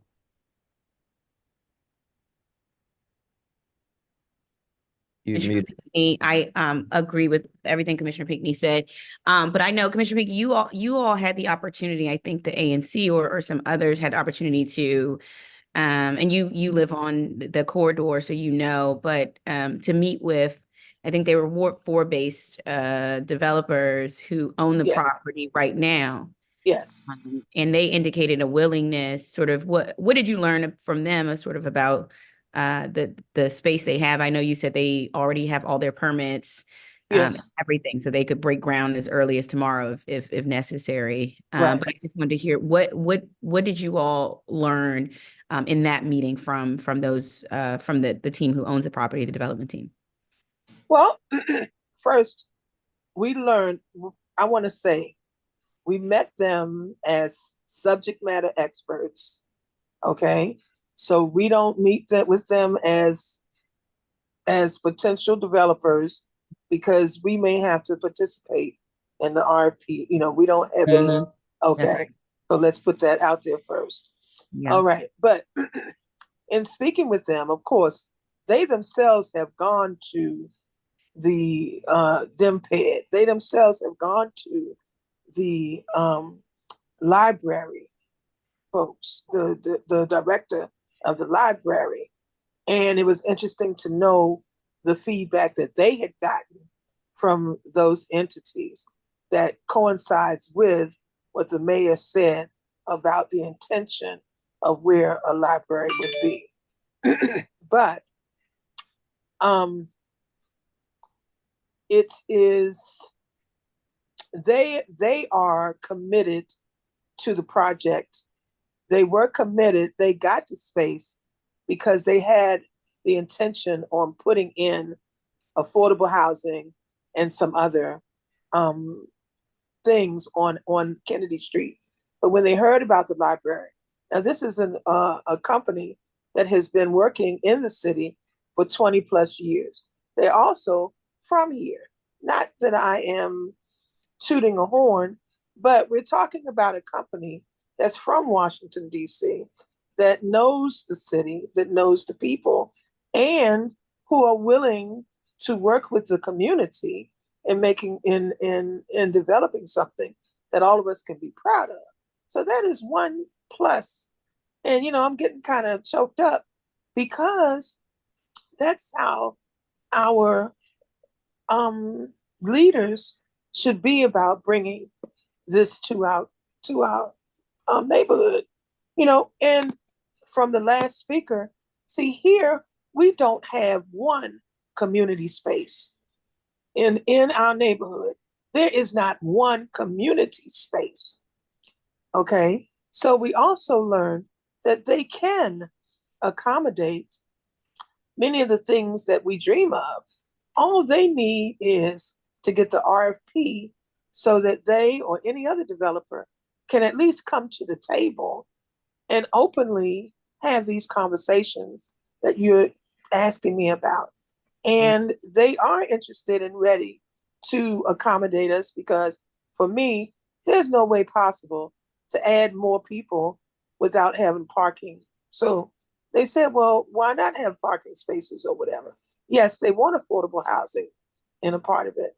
The only difference with these guys, the land that they have, they can break ground the day after they sign. Any other body, unless they also have the permits, would have to wait that 2 years to go through the whole process. I don't know if I answered your question. No, you absolutely answered the question. I really appreciate that. And one thing I know, DCPL has also been excited about sort of the idea of housing and a library space. As they're pursuing that, I think when they think about Walter Reed, but they're also trying to pursue that in Chevy Chase as well. So it seems like housing with some type of library space is something they're trying to achieve. As far as wanting affordable housing and a library space there, is that something that the community would be amenable to, sort of having affordable housing and library space both together? I have not heard that they're not. You know, we went in the task force, and when we talk to the communities, 4D is now about to have a collective talk with the whole community, in addition to 4B, 4C, whatever. But when we talked about it, there's no backlash about having housing in the same building. It just depends on how it's structured in the building, you know, and how the access points are developed. That's all. You know, you don't want to mix apples and oranges. And it is about also safety. Everybody has to be safe. That's right. 100%. All right. Thank you. Matthew from AFSCME, what is a way that we can support the union more in respect to the work that you all do with DCPL? Greetings and thank you. We definitely need some more assistance on public safety. I think I mentioned that in the testimony. We appreciate the 5 FTEs provided in the budget, but we need a little more. We need a real presence at every location. It's indicative of when we had security guards throughout COVID, when we were offering or partnering with Department of Health and offering COVID shots and vaccinations, all of those different resources, that we had a decreasing amount of incidents. And it was primarily because there was a presence right at the door. Okay. That's one of the things. Secondly, the tuition reimbursement. We definitely need some help for our members. It's great to be able to cultivate our talent and grow them all the way up. We're having a very large issue with filling open positions. And I think that's a major way to do so. I also believe, as I mentioned in the testimony, that it's a great opportunity to create a pathway to a middle class. Okay, you know, you have a high school senior from DC Public School here who may not have a direct direction necessarily, something set out. They can come work here as a technician, receive their degree, become an associate, receive a master's degree, become a librarian. And that also helps with DCPS. We have a lot of former employees here and former members of AFSCME Local 1808 who are now part of WTU and over in the DC Public Schools. And they also serve our youth well. But we hope that these things are not landing on deaf ears, and that these hardships are taken into consideration. Absolutely. Great. Thank you. Thank you, You're very DC welcome. Humanities DC. Thank you so much for all you all do. I love the truck. Continue to I hope you'll be there this week. Patworth Porch Fest is this weekend. I don't know if Humanities DC truck's planning to be there, but I hope you'll be there. If not, I will see you in the neighborhood. Would love to connect with you more in Ward 4 to try to have the Humanities truck come around certain neighborhoods just to increase that exposure. But thank you for all the work you all do in the city. And thank you, Chairman White. I have to go. It's Delta Advocacy Day, so I will be back to the hearing, but I got to go over there. I got my slot at 3:30, so I'm Oh, trying you're to. at 3:30. All right. See ya. All right, peace. Our next panel will consist of Zachary Israel, Thank you guys for testifying today. Robbie Wiggins, Jennifer Kaufman, Claude Elliott, Margaret Bland, Mia Crawford, Andrea Rosen, Meredith Holmgren,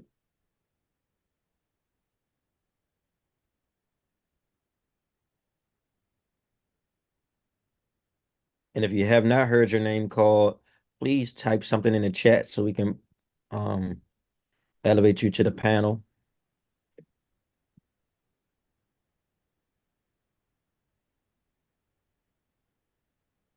Mr. Israel, you can go right ahead.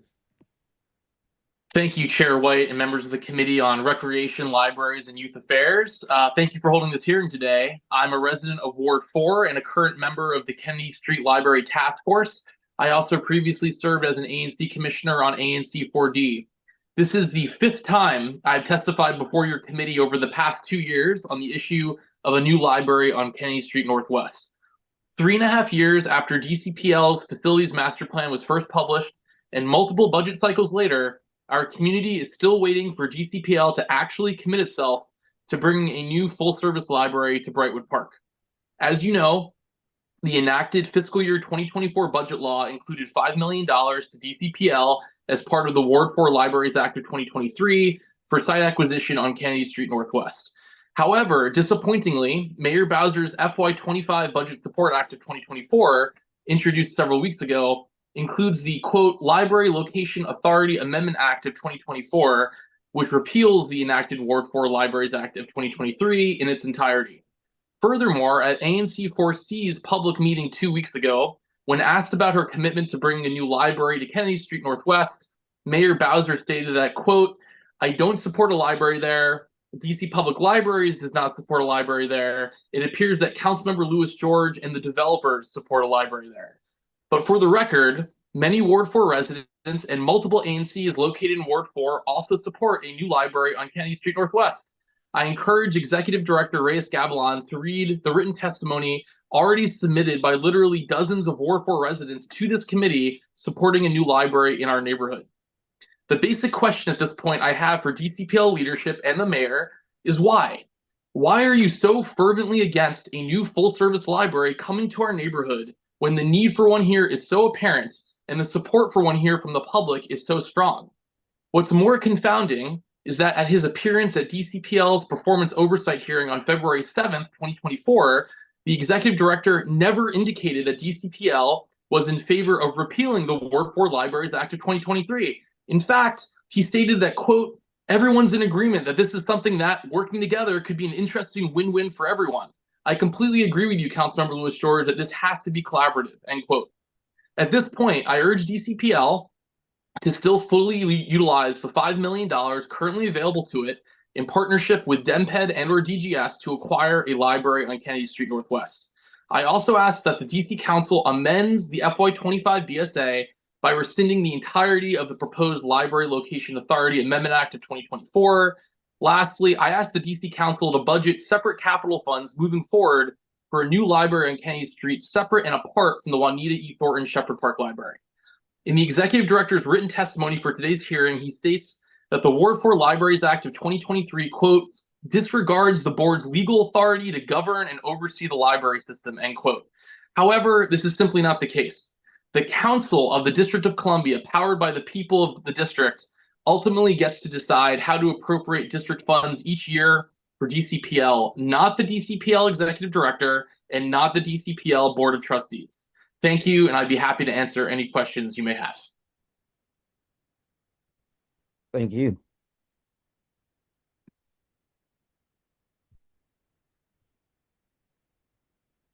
Uh-oh.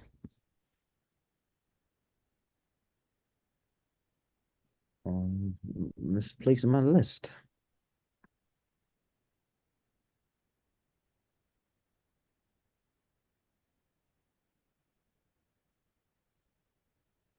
Give me 1 second. All right. Robbie Wiggins. Okay, don't see Robbie Wiggins. Jennifer Kaufman. Okay.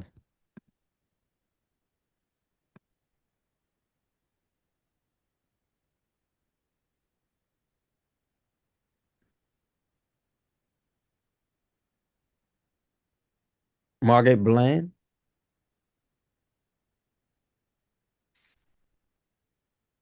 There now.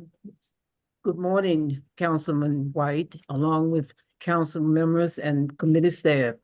My name is Margaret Bland, and I take classes in the adult learning department, including the Computer Comfort Series, learning the basic skills so I will know how to use a computer and not have to ask anyone to help me. I am 76 years old, and until I came to the Martin Luther King Memorial Library, my skills were zero in computers. I wanted so badly to learn, but every time I asked someone to help me, they didn't have the time. So where I lived, the building had a computer room downstairs. The person who came to teach could not give me the help I needed because there was 10 to 12 people in the class, and everyone had their own agendas. So I really didn't learn anything. Residential service was in the building, and I asked one of the staff to help me get a library card, and that's when she told me I should see what they had to offer in the way of computer classes. I went down there, and the lady at the front desk told me where to go to the second floor, and from that moment on, I had begun to feel better because I knew I was in the right place. One of the teachers, Miss Paula Williams, explained everything to me, and she gave me a schedule. I was so surprised to see the many opportunities that they had, and at no cost to me. The way they help anyone who needs it and give the ones that's living on the street something to eat and clothes to wear, and so much more. It's a blessing of all the things they have to offer you, and I'm so glad I came down and started my classes. I will learn and do everything I can to help others. Thank you so much again. I am truly blessed, and I appreciate the chance. Thanks for letting me speak. This is my testimony. Thank you for that. Mia Crawford. Good morning. Hello, my name is Mia, and I'm a Ward 1 resident. Throughout the year 2023, I received tutoring from Ben, the staff at McHale Library, to retrieve my GED. They helped me obtain my GED back in September of 2023. After that, I took a mild break. Now, in April of 2024, I will be starting college for cybersecurity. I have a college math course I have to take, so yet the staff here at MLK is helping me with brushing up my math to get into college. The math they require is a little different than a GED basic math, but I just want to say I'm truly grateful for them for preparing me for college. That's it. Thank you so much. Appreciate that. I got a question for you. Okay. But, Meredith Holgram. Hello. Thank you for hearing my testimony today. My name is Meredith Holmgren. I'm a resident of Ward 7, and I serve as the president of Rosedale Library Friends. The DC Public Library is an absolute jewel of the DC government, and it deserves robust funding. Our libraries are critical resources of information, education, and opportunity. They have programs and resources that touch on every aspect of civic life, from literacy and childhood education to legal services, migrant services, senior programs, technology, sciences, and more. As of 2021, 37% of all households in my ward, Ward 7, lacked broadband internet. As such, libraries offer one of the only cost-free ways that our neighbors can use the internet for things like homework or seeking and applying for jobs online. And yet, despite the library's clearly impressive reach, DCPL receives less than 1% of DC's total annual budget. And what's even more shocking is that DCPL is proposed to receive an even smaller percentage of the total budget this year than it received the year before. Without more funding, the library is slated to lose 10 full-time positions and $2.7 million from its collections budget. Literacy rates in wards 7 and 8 hover at only around 50%.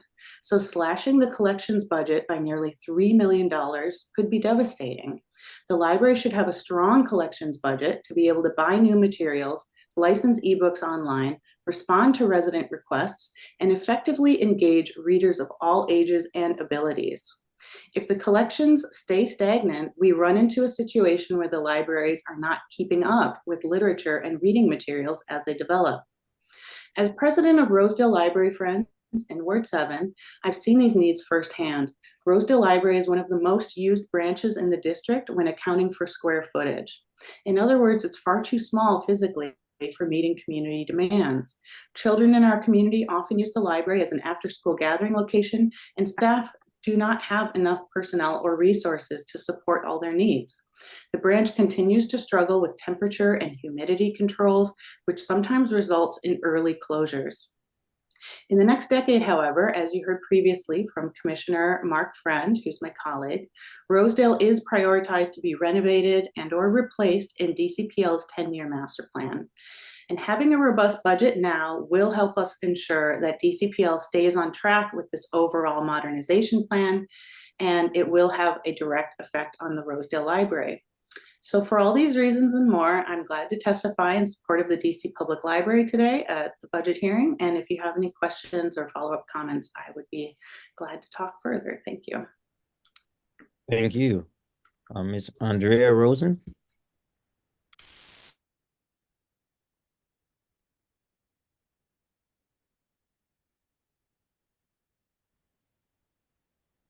You have to unmute yourself.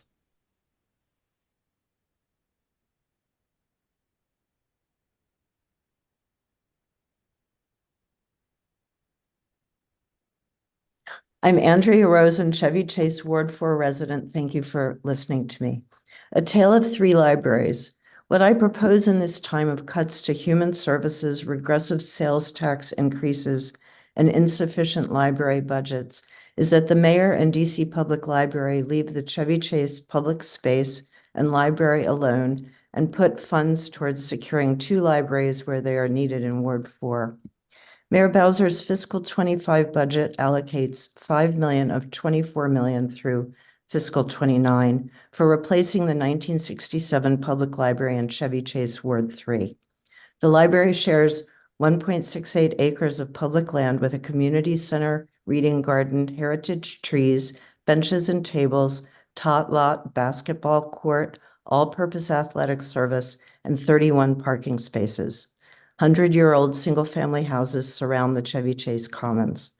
The community is called upon to forfeit active public recreation space and freestanding public institutions to, quote, promote a vibrant mixed-use neighborhood and active street environment, end quote.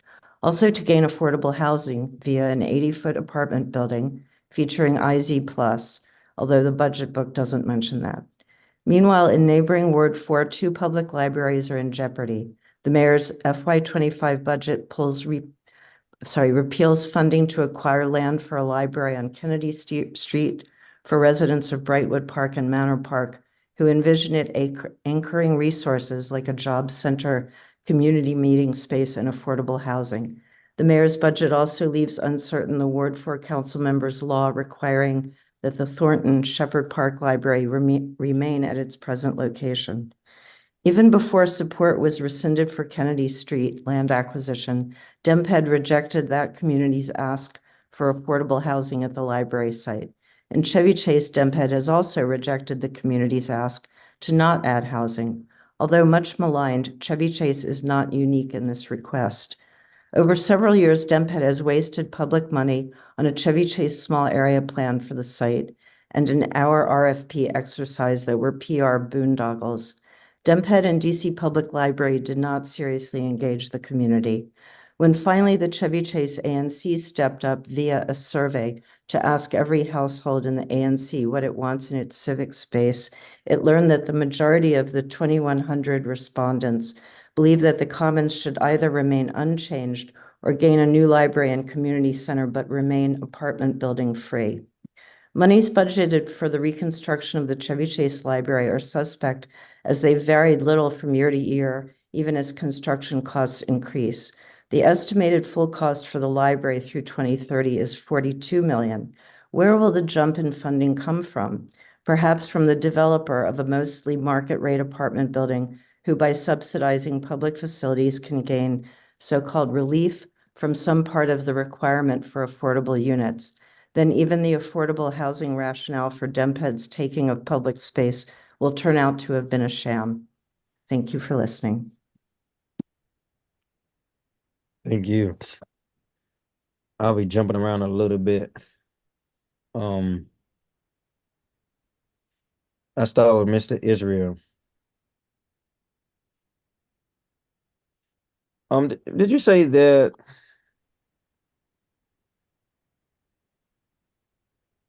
there was disregard to the board's legal authority? I heard, I kind of caught that but missed it. You can speak to that?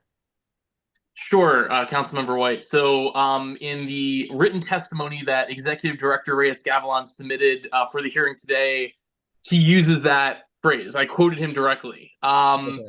And that's where that came from. Okay. Got it. Besides ANC meetings, have there been any grassroots efforts that you know of for community initiatives advocating for the library on Kennedy Street? Outside of that meeting, because I heard you say you want a task force. Yeah, so the task force is led by Commissioner Joy Pinckney, who just spoke on the panel before this one. And they're, I didn't join until a few months ago, but I do know that they've, engaged residents in our neighborhood, outside the formal,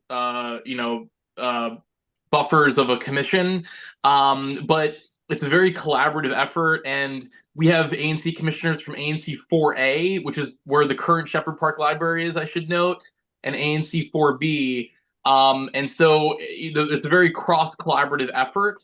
But if you notice too on the hearing management system website, I mean, dozens of Ward 4 residents submitted written testimony in support of this who couldn't be here today.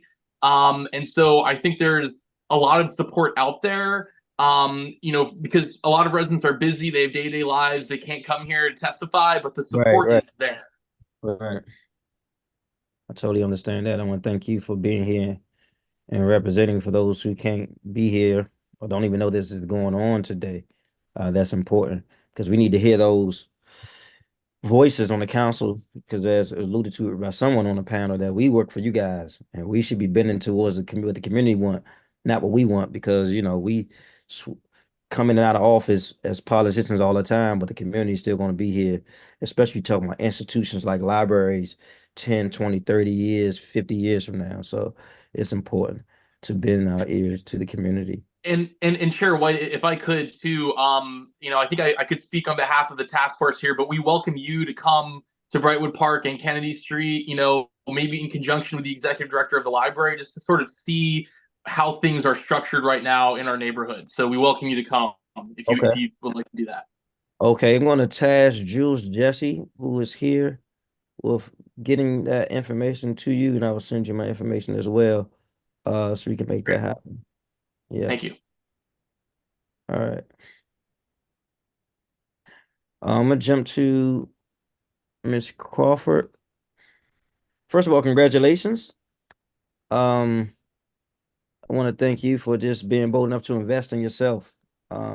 DC is a growing city economically, and I see the disparities of, from the wealthiest to those who are not. And I went to a class last night. It's ironic you talked about getting your GED and going on to college to get into, I guess, I don't want to say computer science or IT. I don't know the official name, but you talked about cybersecurity. Is that accurate? And I went to a program yesterday at CC Prep, ran by Raymond Bell from the Hope Project. And it was so inspiring, partly because everyday people was coming from all over the city to hear about this great opportunity. And I had a reflection because I first learned about this program when my son was about 1 year old, because I have a picture of me holding my son in an orientation and he's sleeping. I'm just standing there listening, trying to figure out how I can be supportive. I wasn't even a council member then. My son was 1. My son turned 16 this year. So, and I've learned that people from college experience, uh, having a master's degree, no degree at all, returning citizens. In fact, one guy that was there last night makes $140,000 a year, and one of their participants makes $400,000 a year with no IT experience. So this is definitely an industry that is looking for people with a upper mobility to empower them to have greater earning potential, and that's critical to be able to survive and thrive here in DC, man. So I want to just say kudos to you. Stay focused. And I think that encouraged me because it's like last night than today, so I got a little more homework. It's something going on, so I got to check it out. I see you saying something, but I can't hear you. Oh, can you hear me now? Yep. Oh, I was saying thank you. I really appreciate it. At first I wasn't the college type person, but then it was like, now I got my GED, let me elevate to the next level. But cybersecurity is something I always wanted to do. So here I am. All right. Yeah, thank you. And where are you going to school? So I ended up doing Diverse University. It was like more so easier for me because when I checked for UDC, they didn't have like the courses that I was looking for. So yeah, it's in Virginia. Okay. Mhm. Much success to you. Thank you.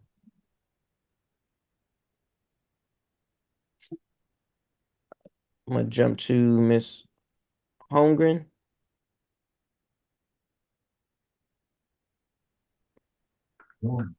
Yes. Question. What do you foresee the ramifications if the collections fund is not replenished? Because I heard you spoke about that briefly. Sorry, can you repeat the question? It cut out just for a moment. Okay. You talked about the collections fund. What do you think is going to Yes. happen if it's not replenished? Well, as I mentioned, I'm afraid that when the collection fund stays stagnant or is not replenished, then DC is in danger of falling behind. Reading materials, education materials, they develop really rapidly, and we should have the best resources that are free to the public, that are updated and available to everyone. And having a robust collections budget really helps make that possible. And it contributes to equity, as I mentioned, because a lot of people, the library is their best way to access ebooks, to access the internet, to access books online that they maybe can't afford, or they can also sometimes request books from librarians that certain things are required.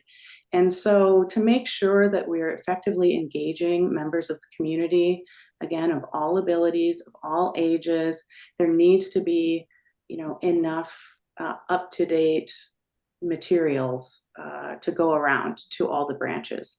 And it's not cheap, it's not the most exciting part of the budget, buying books, buying materials, buying licenses, but it is fundamental. It's the bread and butter of the library system, and this should not be overlooked in the budget. And I really hope that that part of the budget stays, becomes stronger.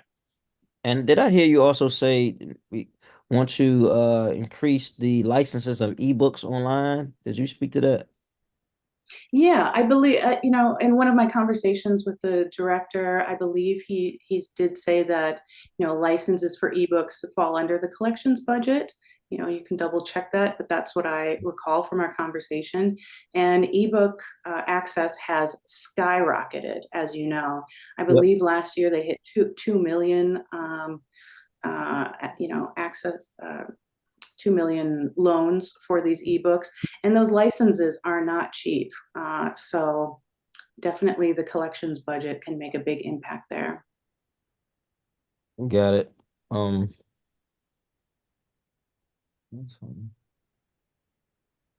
I heard you speak about the literacy rates in the district, and I think they are concerning.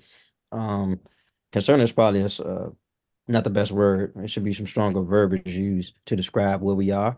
And I just know that during the pandemic, especially with our school age youth, the gap for literacy has increased. And so I think that the libraries play an integral role in correcting that. When I grew up, we used to have programs it used to be called the Washington Highlands Library.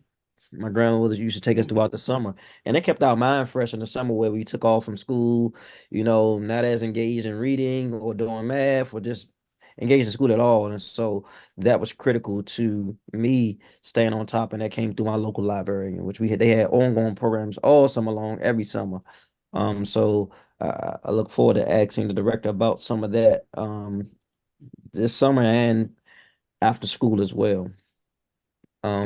Yeah, it's great to hear your personal experience. The DCPL summer reading program is a really wonderful program, and I'm sure the director can speak more to that. But again, collections budgets contribute to these kinds of resources, so that's important to keep in mind too. Thank you. Ms. Rosen. The mayor has attempted to add affordable housing to the area west of Rock Creek Park. If not placed at Chevy Chase Library, what would you suggest it be placed for affordable housing in that area? And I know in your testimony you talked about the developer. I'm not sure if there was a particular developer or not, but you can speak to that. No, there's currently an RFP out, so the developer has not been chosen yet, but the zoning is in the process of being changed to what's referred to as a custom zone for all of Upper Connecticut Avenue, and one for the civic site and one for the rest of Connecticut Avenue. And the civic site zone calls for IZ plus and an apartment, a height capped at 80 feet. So I mention the height simply because this is surrounded by low, single family 2 to 3 story houses. So yeah, the point is it's IZ plus, which can be manipulated in various ways, but the requirement is capped at 18% of square footage for affordable housing, but sometimes comes in more like 12 feet, which is normal IZ. So all of that being said, it's not exactly sort of a massive affordable proposal. In the beginning, this started like 4 or 5 years ago. A lot of people, including myself, advocated for trying social housing there. And that was roundly rejected. I guess what I would say is it's a kind of business as usual development site. Okay. And the rest of Connecticut Avenue, 4 blocks north of Livingston Street to the Chevy Chase Circle, are all slated for redevelopment because they are being upzoned as well. So it will be just like the rest of the street. And my view is that public property, fully used public property, not fallow public property, is an invaluable part of a community. That we have a lot of rent-controlled apartment buildings just south of this area. Those people do not have backyards. They do not have, their own basketball nets, whatever. People come up to the people come up to the public facilities, and they're well used. And once you last night, which was crazy, 527 train, but I was with my cohort. So we went out to New York yesterday and got back. I'm not sure what that is. If everybody can mute that computer. Okay. And Miss Rosen, you are muted as well. You can unmute yourself to go back and speak. Yeah. Okay. Sorry. Anyway, it's currently a fully public space where you don't have to live there. There's no membership. There's no fee There's no price of cup of coffee to use it. And I think that that is something invaluable and should be retained. Thank you. All right, got it. It gives me a lot of clarity on that. Miss Blaine, Yes, I want to thank you for speaking today. I know you said you had some issues or some barriers when trying to navigate the system, and you got some help in sticking it through from someone at the library. Was it Miss Paula Williams? Paula Williams, yes. And I want to thank you because most people give up. You know, once you come to the library, you already trying to figure it out. And if you feel like it's a barrier or it's too much, people turn around and go back home. No, well, not in my case because I'm eager to learn All even right. at my age. And I'm sure many others want to do the same thing. And given the chance that I have was presented with, I'll take full advantage of it. How long have you been taking these computer courses? Uh uh since March, was it? I think it was March. January. Since March, Okay. And how many would you say are in that class with you? 16, Okay. Okay. because that's how many that's allowed in the classroom. And how many days a week is the class? Tuesdays and Thursdays. Okay. And how would you describe it being beneficial to helping you with whatever you went to the class for? It's helping me a lot because it's a lot of things, technology that I'm not aware of. And I don't want to seem like an idiot, but it's just wonderful to know that I have the opportunity to do the things that I'm doing now that I never had the chance to do before. And with these people here, they are so giving and Okay. understanding, and they take the time to teach you. And if you don't get it the first couple of times, you can always come back and do it over. And do you know if these individuals who are sitting in the class are DCPL staff or contractors? No, I don't know. Okay. And how did you find out about it? It was online with the people downstairs in my building. Like I say, we have residential service in our building. And I just got tired of sitting around doing nothing since I had to retire. And that's how I got involved with it. And she went online and got me the library card and things of that nature. All right. Great. Thank you. I'm well over my time for this panel. I want to thank you guys for giving us some great information and insight. We will be sure to include some of these into our questions to the director of DC Public Libraries. I look forward to working with you all to provide equity and inclusion in this budget. It needs some input greatly. So thank you. We're gonna the next half of this hearing will go to our executive branch witnesses. And so we'll transition to the second half by elevating Director Richard Reyes-Gabeling and whoever he has also designated to join him from his team on the panel.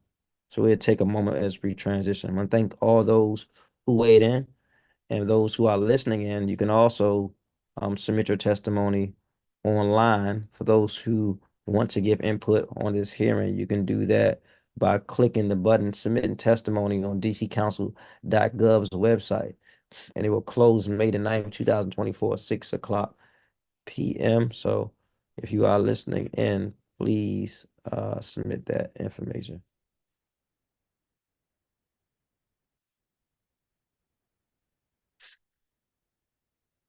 We can elevate.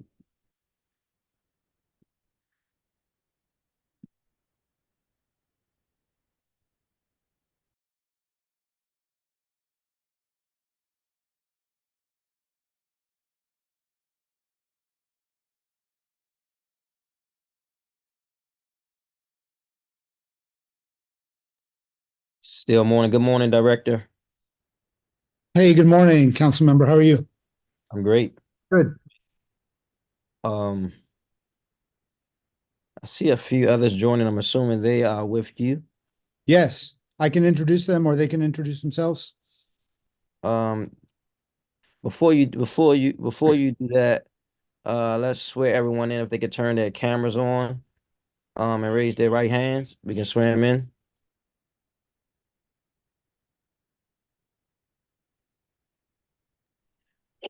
Do you swear or affirm under the penalty of perjury the testimony you're about to give today is the truth? I do. I do. I do. Council member, our chief of staff has not been elevated, Joy Mex. Pacana? Mex. Joy Mex. Joylet Mex. No, I'm looking at someone who, yeah, she got to. Oh, I do. All right, thank you. Go ahead, Director. I just got a message that the library's chief of staff, who should be a panelist, Joy Mex, needs to be elevated as well. Okay, there she is. Thank you. Ms. Mex, do you swear or affirm on the penalty of perjury the testimony you'll give today is the truth? I do. All right, thank you so much. All right, we're ready to rock and roll. Welcome, guys. Should I start? Sure. Great, thank you. Good morning, Councilmember White, members of the Committee on Recreation, Libraries, and Youth Affairs, and committee staff. I am Richard Reyes-Gavilan, Executive Director of the DC Public Library. I'm pleased to submit testimony regarding Mayor Bowser's proposed fiscal year 2025 budget and fiscal year 2024 supplemental budget. I'll begin by thanking the council for its support of the library this year. I also would like to thank the mayor and her team for the proposed FY25 budget that demonstrates support for public libraries despite the local economic downturn. In particular, the mayor's stated priorities of public safety and a continued investment in downtown are evident in her proposed budget for DCPL. Thanks to the Board of Library Trustees, under the leadership of our chair, Tony Williams, for its oversight and guidance, and to the supporters and advocates of the library, including the Friends Groups of the DC Public Library and the DC Public Library Foundation.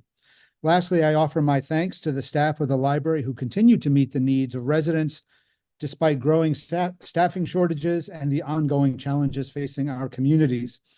I'm especially proud of the staff this year, as DC Public Library has recently been named a finalist for the National Medal for Museum and Library Service, the highest honor bestowed upon a museum or library in the United States. I often compare the National Medal to the Nobel Prize for Libraries and Museums. While the ultimate winners won't be announced until late May, being named a finalist is itself a major accomplishment worthy of recognition. I'll start with the FY25 proposed and the FY24 supplemental. The mayor's proposed FY25 operating budget of $78 million represents a 2.8% increase compared to the FY24 operating budget. Highlights include 5 FTE for additional public safety officers that will contribute to the library's goal of having 1 dedicated officer in every neighborhood library. One-time funding for 2 FTE or 4 part-time mental health specialists to support library customers experiencing mental health crises. 1 FTE and $564,000 for additional cultural events at the MLK Library and in downtown. While there are FTE added to the library's FY25 budget, the proposed budget also eliminates 9.5 vacant FTE, putting additional strains on DCPL staffing levels. In FY24, DCPL's budget was reduced by 18.5 FTE.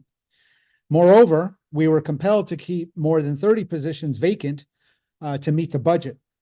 The library has not yet been forced to reduce its hours of service, but there has been a clear reduction in the number of programs such as children's story time offered in our libraries. In addition, due to limited staff coverage, delayed openings and unplanned closures are occurring more frequently when staff members call out sick or are out on leave. There have been 49 delayed openings and unplanned closures at 20 libraries since the start of FY23 because of staffing shortages. That amounts to a loss of 141 hours of library service. The staffing reductions are especially concerning as we look ahead to the library's additional staffing requirements in the next 5 to 10 years. The Southeast, Congress Heights, Deanwood, Rosedale, Shepherd Park, and Northwest 1 replacement libraries are all significant capital expansion projects that will require more staff and resources than they currently have just to maintain current hours of service. In the coming years, setting aside the more than 20 positions eliminated in these 2 recent fiscal years, DCPL will need 42 additional FTE and an additional $6.3 million annually to fully staff, stock, clean, and maintain these new libraries.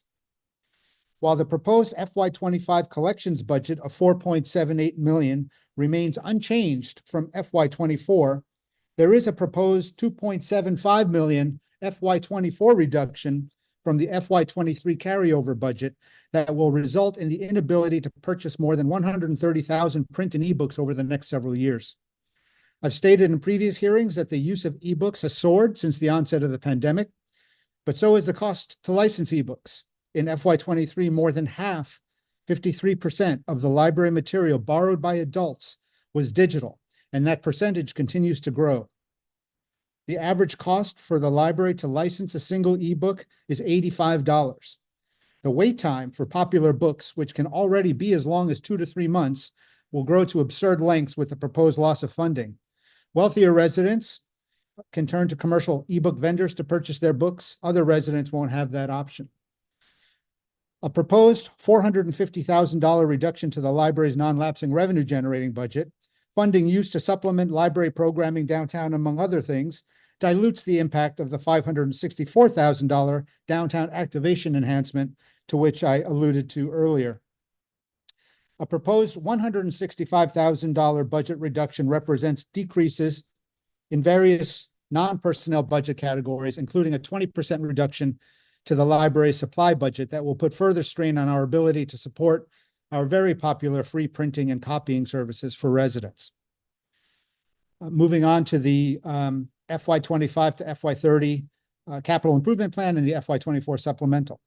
The capital improvement plan provides continued funding to support the design and construction of the libraries replacing or rebuilding Chevy Chase, Deanwood, Northwest 1, Rosedale, Congress Heights, and Shepherd Park. The $5 million increase for the new library in Congress Heights represents escalation costs that we are seeing in all of our projects. Funding for escalation costs for the out-year projects are a concern that we hope to address in future budgets when they're necessary. We are hopeful that the committee will put forth legislation as part of the Budget Support Act to amend the library's leasing authority to allow us to enter into long-term leases with entities such as WMATA to help move forward site selection for libraries in Deanwood, Eckington Edgewood, and potentially other projects.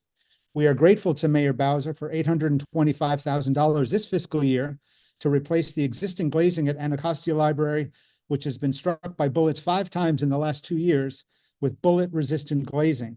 We're also pleased that $886,000 was added to the FY25 capital budget for the Martin Luther King Jr. Memorial Library to address an HVAC defect and to fund other repairs.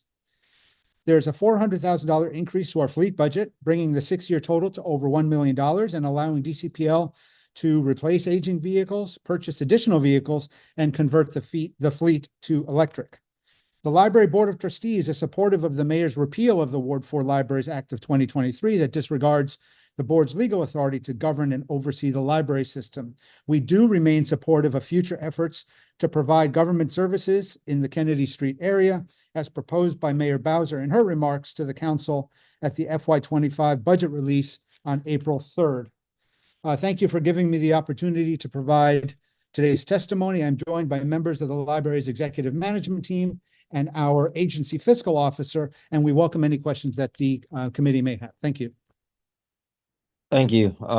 Let's jump right into it. Director, thank you for that opening statement and giving us that valuable information to the public so they can know how our tax dollars are used to expand the mission and vision of DC Public Libraries. Director, the agency received an increase of $596,000 in communication with a decrease in 1 FTE. Could you give us some ideas of how exactly will this additional money be spent, especially with 1 less FTE on the payroll? Council member, there are a number of these sort of artificial additions and subtractions of 1 FTE that were basically internal budgetary moves that don't necessarily impact the program. I believe that is one of them. Joy, who oversees our communications department, can probably speak specifically to that, but it doesn't impact what we plan to do with our communications team or the budget. What does that mean? You said artificial adding and subtraction. What does that mean, and why was it why was it change? I'll defer to the AFO. Sherelle, do you want to explain how that works for us every year? Sure. So some positions move from location to location during the year. So I believe in this case, at one point in 22, two positions were changed and moved over to communications.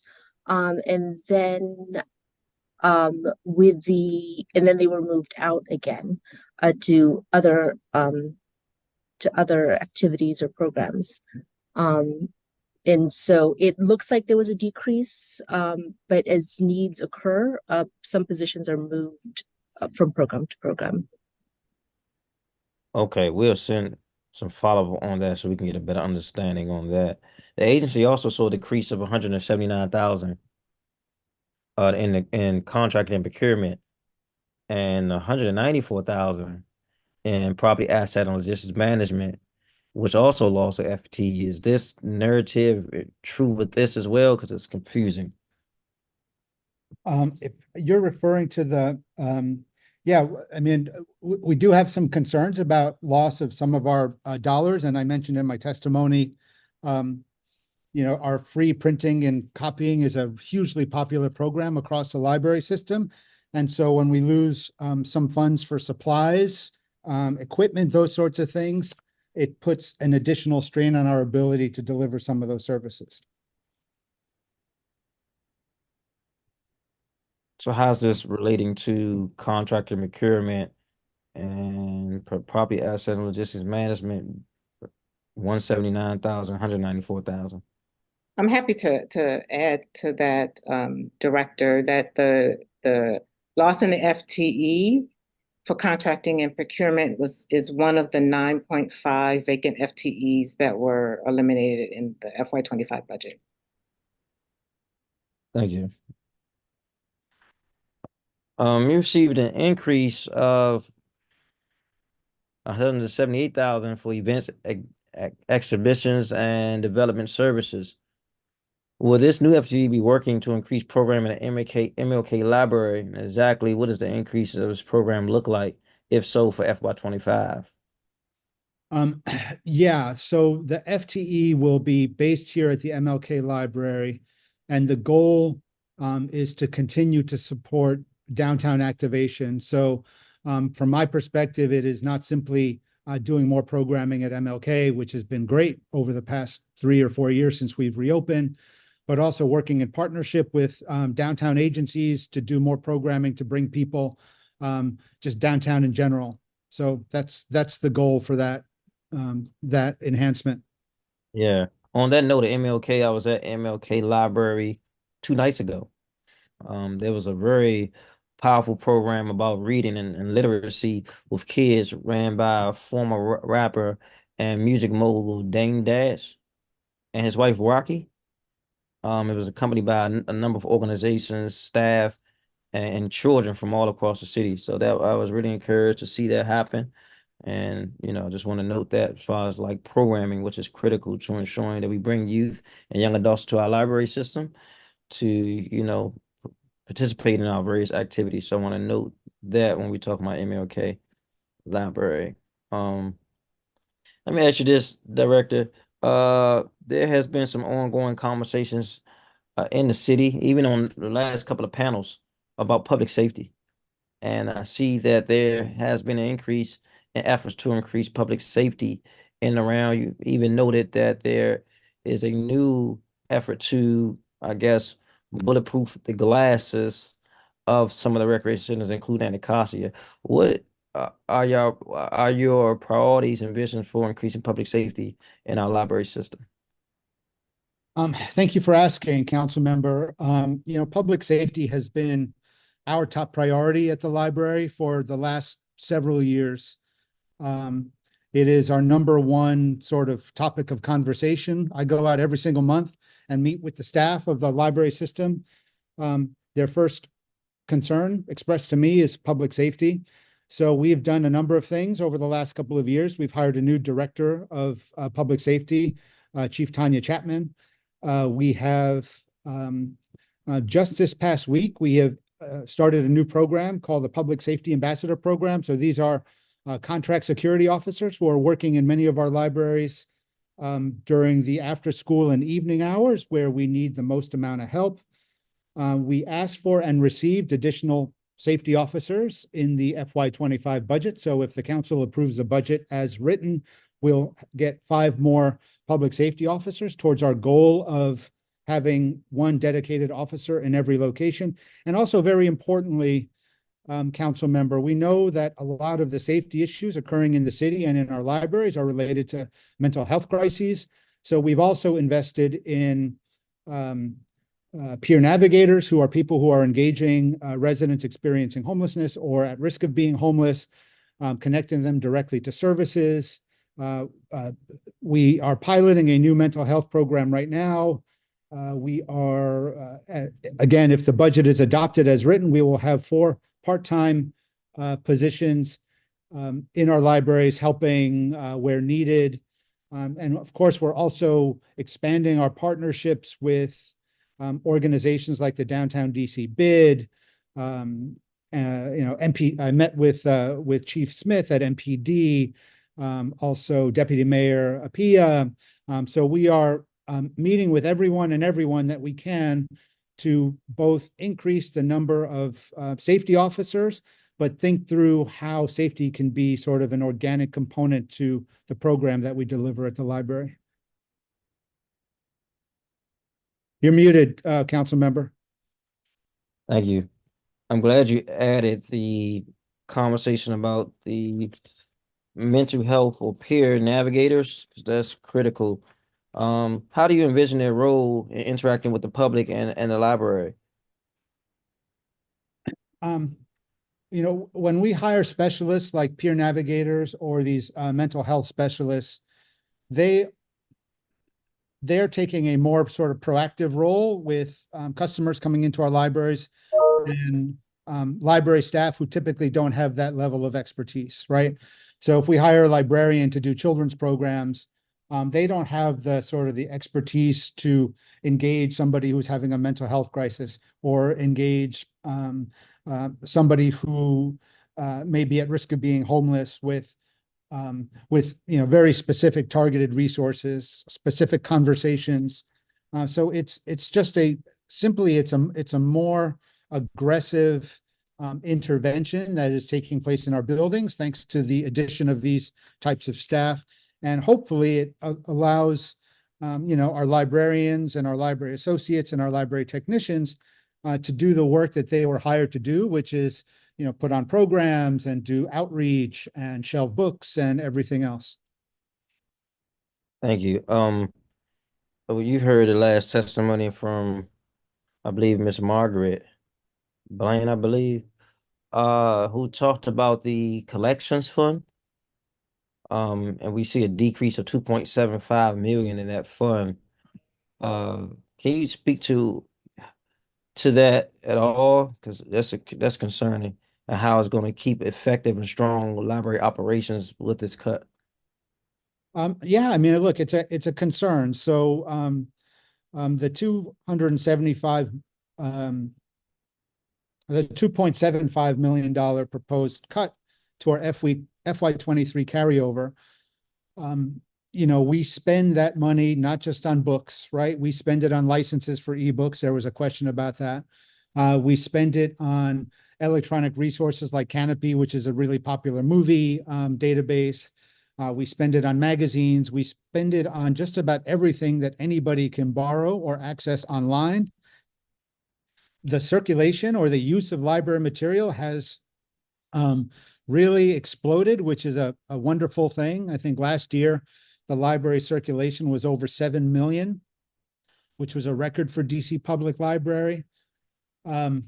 the unfortunate aspect of the popularity of all these materials is that ebooks are getting more expensive. I've talked to you about that probably every year since you've been chair. Right now, an ebook license is about $85, and that's a license. It's not, in most cases, ours to keep in perpetuity. We get to keep that for a certain period of time or a certain number of uses, and then we have to re-up, as it were, in order to acquire that again. So it's a super popular program, especially since the pandemic, but it's expensive and it costs money to keep up. And so by losing that carryover fund, we will be unable to purchase a lot of these titles and licenses in the coming years. Yeah, and I'm over my time, so I digress to see if Councilmember Janice Lewis George has any questions or comments.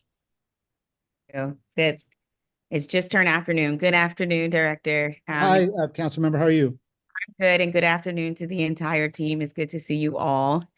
I mean, start easy, and then you know where we're gonna go. I'm so ready. I know. First, I want to talk to you. We talked about seniors and them being able to working with WMATA for seniors to be able to get their WMATA card at DCPL libraries moving forward, which is something they used to be able to do. And I know you and Randy both from WMATA have said, we're going to do this, we're going to work on it. In this budget, do we have what we need to begin giving opportunities for seniors to get their WMATA smart cards at DCPL libraries? Thanks, Councilmember. I know this came up at our oversight hearing. I know that we did launch the pilot here at the MLK Library. There were representatives of WMATA here working with seniors, doling out their cards, which is our goal. I don't have any information specifically on the rollout of the expansion that we want to do. I will pause here and I'll ask any of my team members if they've got a further update, but understand that we're still very committed to this really important senior initiative. Okay, and is funding needed to move it forward, or something else is what we will need is the other part of that question.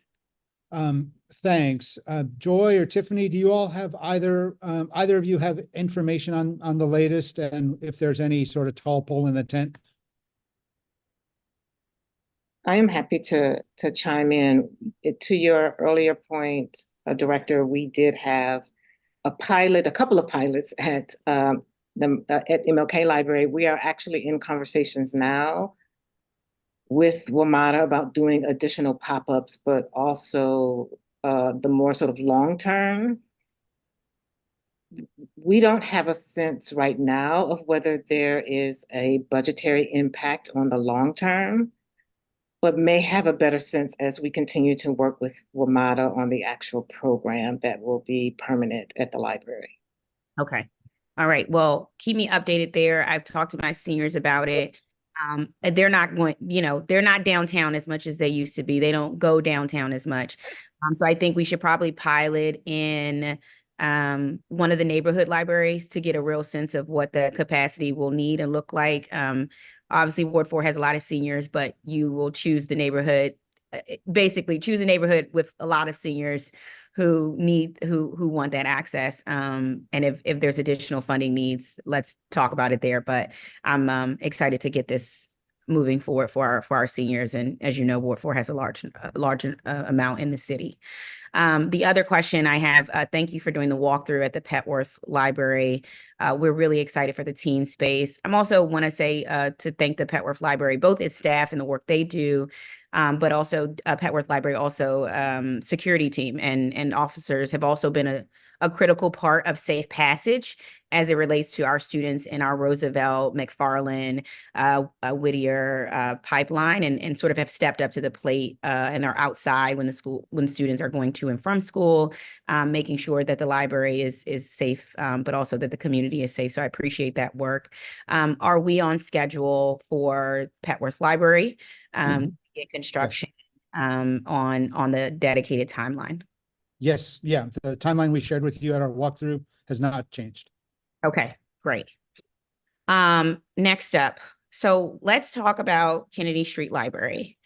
and the Juanita Thornton Shepherd Park Library. And Chevy Chase, actually, because let's just put it in there or put them all in there together, because it's a conversation where, for me, I think the problem I have is there's an inconsistency in thought process as it relates to why one is feasible and why another is not feasible. So let me start with Juanita Thornton Library. If the Juanita Thornton Library were to go to the Walter Reed space, this is not something the community has asked for, but if it were to do that, would that you would in fact have to purchase that, or will you be leasing space? Maybe I should answer this separately, council member. We have no intention at this point of moving the Shepherd Park Library, largely based on the outpouring that I've heard from you and other community leaders. If you were to look at the language in our CIP budget books, it says rebuild the Shepherd Park Library on site. Okay. But hypothetically, if we were, I actually don't know what the structure would be like at this point. Likely it would be some sort of long-term lease, like what we're trying to do with WMATA at Deanwood, for example. Gotcha. Okay. And now with the Chevy Chase Library, we own that. Sort of that's district-owned land. The city owns that, yes. City owns that. In order for you to put, in order for the modernization as it currently stands with the center, the library, and housing, we would be selling our property, disposing of our property, and then leasing it back? Yeah, I mean, I would really defer to DEMPED, which is the expert in terms of the process by which this occurs. All I know is that the library has its program requirements, and those program requirements need to be met for us to be supportive of the project. In terms of, again, the small print in terms of, what's leased versus what is owned, I don't want to misspeak, so I would defer to Gilles and Deputy Mayor Albert to explain specifically how that works. Understood. My question then is sort of, as we look at Kennedy Street, overall, the reason, back to the Next Libris, which I know we've had back and forth of when the Next Libris matters and when it doesn't matter, sort of in different respects. The Next Libris is the impetus for sort of how we ended up with, and that was the identifying that service gap area. Is it DCPL's position that Brightwood Park and Manor Park still remains a service gap area with the factors that you all identified, such as a high concentration of individuals with low educational attainment, children ages birth 9 to single parent households, individuals who currently use, who don't currently but have potential to become customers? Is it your position that it still remains a service gap area? Yeah, absolutely. So, and if you don't mind me qualifying that a little bit. So, and I don't want to spend a ton of time on Next Libris, although it is an important document. I mean, when we wrote that document, we were very careful to use service gap rather than library gap, because we didn't want to necessarily run out and build 6 additional new libraries. And so we were always intent on finding ways in which we could better serve communities by looking at our existing campus, which would keep our operating costs as low as possible. Now, many members of the community have come out to testify about staffing needs at the library, and those are very real. And council member, the biggest objection that the library has had and the board has had is this whole issue around operating impact on capital. We've got 6 libraries that are in the pipeline right now that are going to require more staff. I don't know if you caught my testimony or if you've read my testimony, but were any of those 6 identified in the Next Libris as service gap areas? They were identified. One was, yes, the Congress Heights Library, but they are all replacement libraries. So they're net new libraries. Okay. So Southeast, Congress Heights, Chevy Chase, Deanwood, Northwest, and the Edgewood Eckington are all replacing existing libraries. And that was something my board was comfortable moving forward with because we already have a staffing complement at each one of those locations. So that was the concern with the net new library approach, especially considering, well, I mentioned the staffing issues and the massive need for new staff that we're going to have regardless of what happens on Kennedy Street. And I mentioned last year and this year too, that the way libraries are changing or using. So we've always preached caution. With that said, we are, I followed the mayor's budget release earlier this month. I'm heartened and I'm hopeful that we can all come to the table and figure out what that service is. With the library raising its hand, like, yes, we want in. But I've heard over time from members who've just testified and in previous hearings, there are things that people want that are not necessarily library services, but libraries sometimes have come in and filled the gap. So can we agree what that is? And then all agree, the council, the library, the executive, that this is something, a whole of government approach is the right way to do this. And of course, I'm going to raise my hand, but I am going to beg for more funding because I'm begging for more funding right now for just the status quo. Okay. So if I have you correct right now, the reason for why we haven't sort of, Councilmember White and the Libraries Committee and us, we put the $5 million in to acquire the property. We know the acquiring part is DMPED, but DMPED needs your sign off. The why as to why we haven't moved forward is because of DCPL's staffing concerns. Is that the only thing stopping you all moving forward with what the council put in writing as to acquiring that space? We have very general but serious concerns about operating impact on capital for the entire library campus. So again, looking at the need for 40 additional staff in the coming years for the projects that are already in the pipeline, the fact that we lost 20 FTE in the last 2 years, the fact that we weren't able to fill 30 vacant positions just to meet the FY24 budget, these things begin adding up, and it is a huge concern for us, the operating impact that any new building would provide. So short answer to your question is yes. Everyone loves a new building. I'm a huge architecture fan. I sit on the board of the Washington Architecture Foundation. Who doesn't love a new building? Who doesn't love a library? But for me, it is the huge concern about years from now. I just turned 55 2 weeks ago. I'm not going to be here forever.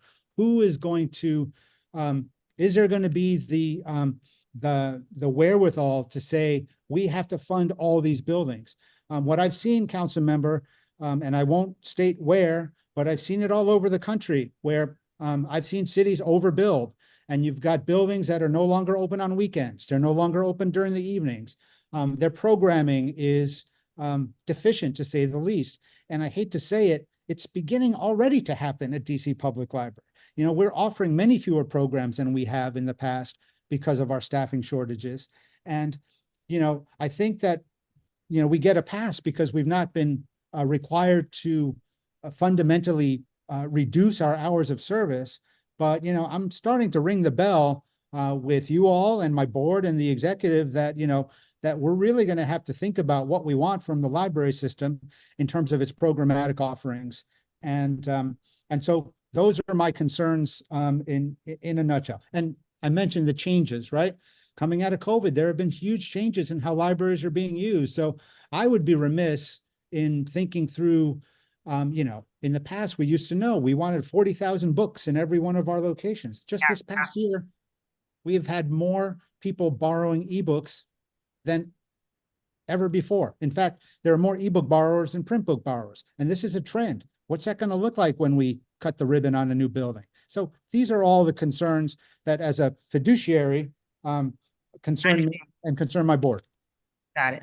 I have some follow up there, but I will get it on the next round. But I hear your concerns, and I want to be able to address them, and I want to be able to explain why I think Kennedy Street actually would address some of the concerns. So, thank you, Councilman White.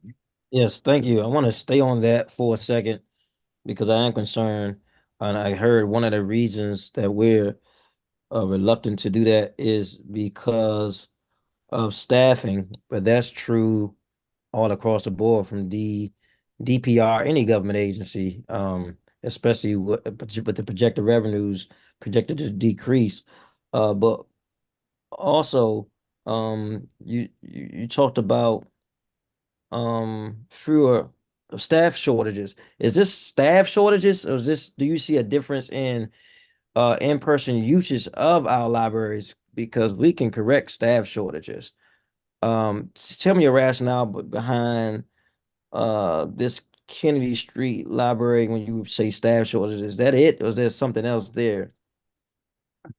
I'm saying very generally, council member, whether it's Kennedy Street or any of our libraries, we're absolutely concerned about the ongoing operating impact. And most of that are the personnel costs required to keep not just keep libraries open, but open our libraries and provide robust services. The things that we've talked about in the past, making sure we've got children's librarians, making sure we've got reading specialists, making sure we've got outreach staff. You know, these are all the things that begin to erode as we lose FTE, or as we have to keep positions vacant just to meet the budget. So, So let me say, yeah. Go ahead, finish your answer to that question. No, I mean, I think I would just end up repeating what I told Councilmember Lewis George. But so those are the concerns. So you okay. So you children and youth services, but I do know there's a decrease in 5 FTEs in this budget for children and youth services. So it's almost like we're saying two different things. How do we address the need for programming for youth and children's services about decreasing 5 FTEs? I don't believe we're decreasing any of our youth services staff. I'm sure we're not. I know that we did, and I mean, I think the point, however, is an interesting one. So we are getting 5 FTE for public safety, and we're getting additional FTE for mental health supports. So we are putting more of our resources in some of those basic needs that we have to have before we can do anything else in our buildings. And that's making sure our staff and our public feel safe, and that we're addressing some of the real crises that are taking place across the city. You know, whenever we have a vacancy in our youth services team, we will try to fill that. So we would never artificially reduce those. That for us is that is a very, very high priority. All right, we noted 5 decreases in that. So I want to ask you this: what is your DCPL's community engagement policy and process with engaging the community? Well, just like with everything else, council member, I wish we could do more of it. However, I mean, in terms of, and I know it came up in some of the public testimony, you know, we have a roadmap in terms of all of our capital improvement plans. So we prioritize the engagement where it's necessary based on where a project is on the timeline. So we have spent many, many days in the last year or 2 years in Congress Heights, engaging the community at all different levels, because the new Congress Heights Library is an imminent project. We will spend more time in other communities as those projects get closer to reality, right? There's not a lot of benefit that we can do, nor do we have the bandwidth, frankly, to spend a ton of time talking to somebody about their new library that where we're not going to hire an architect for 5 or 6 years. So in terms of the community outreach around capital improvement plans, we do that based on where the project is in the budget, where it is in the pipeline. Yeah, and as regards to Chevy Chase, one of the things that I'm concerned about is the disposing of government property and leasing it back.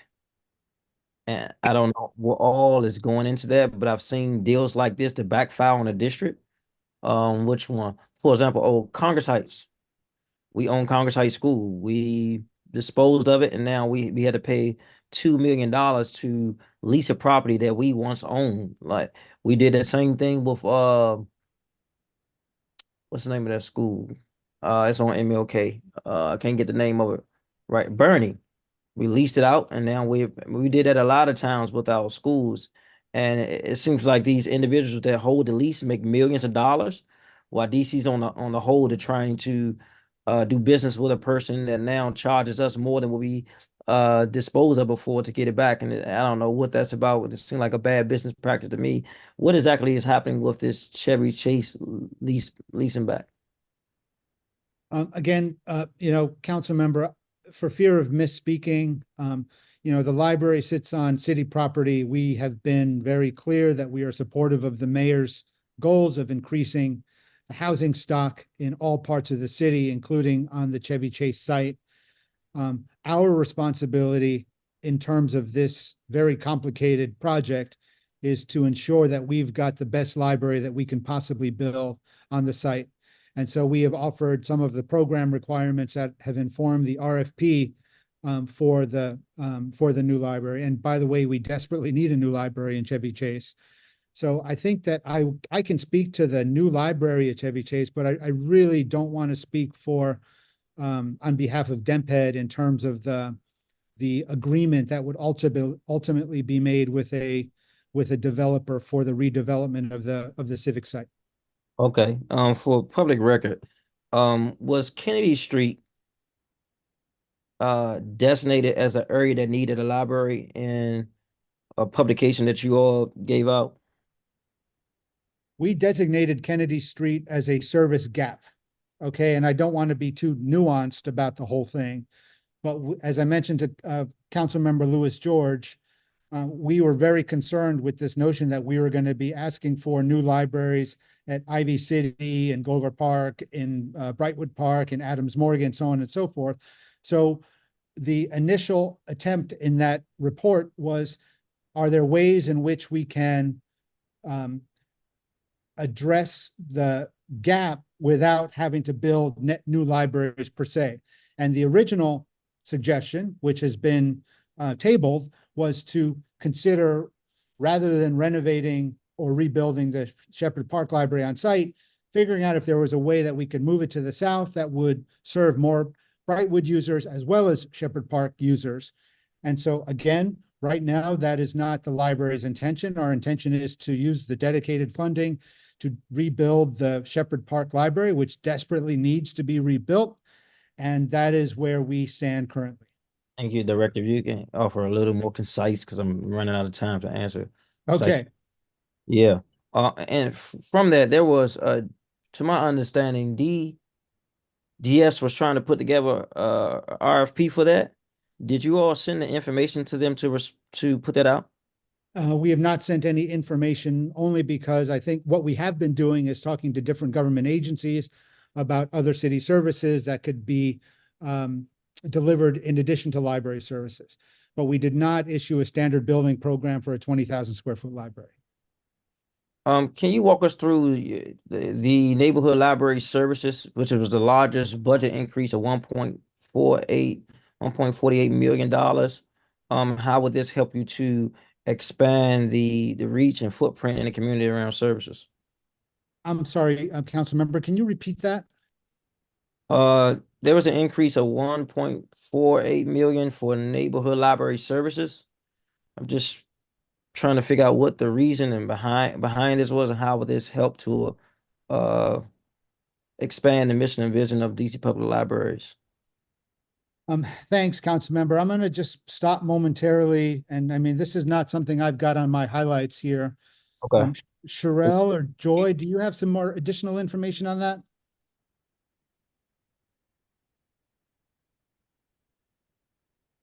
I think Sherelle, you might be able to provide some information on that. Not at the moment. If we can get back to you on the changes. Yeah, if we can do that by the end of the hearing, that'll be helpful to me, because this is a public hearing around budget.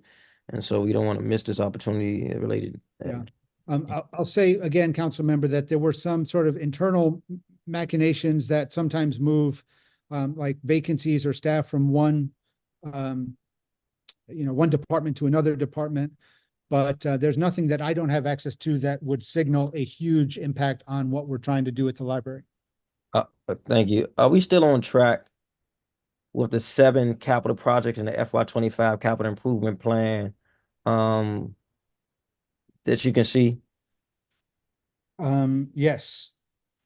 Yes, we're very thankful to the mayor for funding escalation at Congress Heights, which is a project I know that is near and dear to you. And again, I absolutely, and we've told the budget office that escalation costs are no secret to anyone, and we're gonna need to ask for additional funding for some of these out-year projects, but we don't need them in the 25 to 31 CIP. All right, I'm over my time for this particular round. We're gonna go to our at-large council member, Christina Henderson, see if she got any comments or questions. Thank you, Chair White, and it's afternoon. Good afternoon to Team DCPL.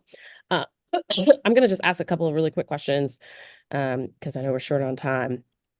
Let's start with library collections. So the mayor's proposed budget cuts about $2.75 million from library collections. Is this mainly in digital or in physical books? I'm not entirely sure how you guys divide the two, but I'm wondering if you can sort of succinctly speak to the impact that would have. Well, we have, thanks for joining, council member. The library has flexibility in how it purchases material. So it's a combination of print books, ebooks, licenses for, databases like Canopy, things of that nature. We've done a back of the napkin based on how we typically buy. And so we're saying about 130,000 items. Of course, it could be more items if we buy more print children's books. It could be fewer items if we invest more heavily in electronic, which is more expensive. Okay, so about 130,000 items of any variety. Of any variety, correct. And I think you might have said this in your testimony, but in terms of checking out various materials, have we exceeded our pre-pandemic numbers? I think we might have. Oh yeah, we've blown them away. Our goal for our master plan back in 2016 was to have 5 million circulations by FY21. We had 7 million last year. Great. All right. Particularly interested as I sit on some of these wait lists for forever for some of these books. You and me both. I want to follow up on something from performance oversight. So you all indicated that there was a potential FY24 spending pressure due to the 3% union COLA package that was effective beginning October 8th, 2023. Has this spending pressure come into fruition? And if so, are there funds in the FY24 supplemental budget to address this concern? I mean, I think our solution has been basically keeping more positions vacant. Is that right, Joy / Sherelle? You guys using vacancy savings to address this? I believe that's the bulk of how we do it. Sherelle, can you just answer that quickly? I'm sorry, I was trying to loop back on the neighborhood libraries, pulling those information. So I missed the question. How have we absorbed the COLA? And I've indicated through vacancy savings. Yes. We as part of the formulation, we kind of reset and say, this is the full cost and then what we can take off of that. So as part of that formulation, it's part of the salary savings, but then it's part of the money that they give back to us in order to keep the hours at the same rate. Okay. But this, in a way, has affected, I would say, probably operations, given that you can't hire in vacant positions. Yes? Correct. Yes. Okay. All right. Okay. Using vacancy savings isn't ideal, but it is a method. Let me ask you about some of the other proposed cuts, at least that we see on our side, and you tell me if they're incorrect or not.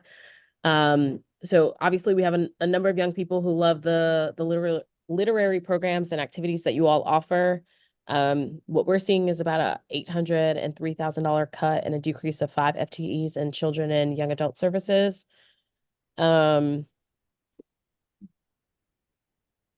What program is cutting? I mean, 803,000, is that across the piece? Is this books from birth? What are we talking about here?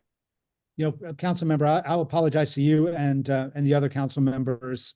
This is something I'm not aware of. I'm thinking that this has got to be a mistake of some sort. I mentioned what the proposed cuts will mean, and those are more contractual and supplies, but we have not conveyed any sort of major cut to our children's and youth programming.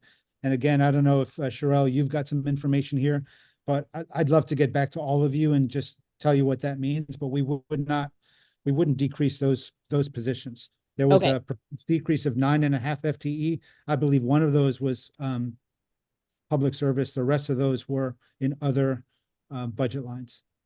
Okay. It'd be helpful to know, because at least as it's been communicated to us from the budget office and from the CFO, what is in the budget book is what is in the CFO system. So if you aren't anticipating 5 FTEs to be cut out of children and young adult services, the CFO believes that you are cutting 5 FTEs in children and young adult services, and to the tune of around $800 and $3,000. So I think we need to reconcile that. If it is a mistake, then we need to fix it. But we will reconcile, and we will get back to you and council member White as well. Okay. Similarly, I guess in that regard, we're seeing about a $267,000 cut and a decrease of 2 FTEs at MLK Library Services. Nothing planned. Again, council member, sometimes we've got positions that are moved around from maybe communications to public service, back and forth, depending on the need. Sometimes it's just a sort of an accounting thing. Oh, it's shifting. Okay. It's an internal adjustment between the agency. Those cuts are ultimately the 9 that the director spoke to earlier are the actual positions that we're reducing. Those are internal adjustments within the budget. Okay. Sure that we will provide a crosswalk. That'd be helpful. Thank you. Is that the same also for neighborhood library services too? It would be. Yes, it is. And to build on that, council member, it reflects the adjustments and also reflects some of the reduction that we had this fiscal year with the 18.5 vacant FTE. So it's a combination of the shifts as well as the reductions for this fiscal year in the vacant FTE. Okay, great. Okay, that's good to know. I think you guys briefly discussed the success of the Credible Messenger initiative at Shaw Library during your performance oversight hearing. Your staff also mentioned that Rosedale Library also has one as well. Are we planning to expand this to other libraries in FY25? Are we keeping these programs that you have at Shaw and Rosedale? What's your plans for this particular initiative? We don't have any plans to expand the Credible Messenger program at the moment, but we are very thankful to roll out the mental health specialists who we're bringing on. So we're bringing on 4 part-time mental health specialists who are helping residents in crisis who are coming into our buildings. And so that adds to the complement of folks who are working with individuals who might need supports that the library typically doesn't provide. Okay. That's always good to hear. I mean, in terms of, I guess, piggybacking off of that, obviously the libraries, you guys do a lot more things beyond books. And I think for some of your locations, you certainly are, in some ways, acting as a bit of a safety net, especially in the daytime, providing a place to sit down, a place to go to the restroom, all of those different pieces. I was glad to see in the budget that you all have an increased number for special police or just for other public safety initiatives. I think some of the public witnesses spoke about the need of that. I know they also raised that with me as well in office hours and other things. In terms of the maintenance budget for you guys, now I know this came up as an issue last budget cycle where you would have to take back the cleanings and all of these different things. And just in terms of the resources piece of like the ancillary things that folks don't necessarily think about, that helps maintain a good library experience for all guests. Are there additional areas where you all can use additional support? Thanks for asking. Just to emphasize this notion that, when I concerned myself with operating impact on capital, things like the maintenance budget are things that people often don't think about, keeping our buildings clean. Our maintenance budget has been sufficient, but and I think we got a slight increase in the FY25 budget, if I'm not mistaken, although I don't have that written in front of me. But as we begin to expand the campus, even with the funded projects, we're making our Southeast Library bigger. We're making Congress Heights bigger. We're making Deanwood and so on and so forth. We are going to require additional funding. And I think we added all that up to the tune of $6.3 million when our existing capital improvement, the projects that are currently funded, reopen. The number will be large. Okay. All right. Well, thank you so much for your time. Thank you, Chair White. Thank you. Thank you.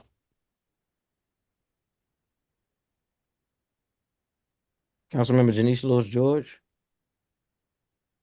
Great, thank you.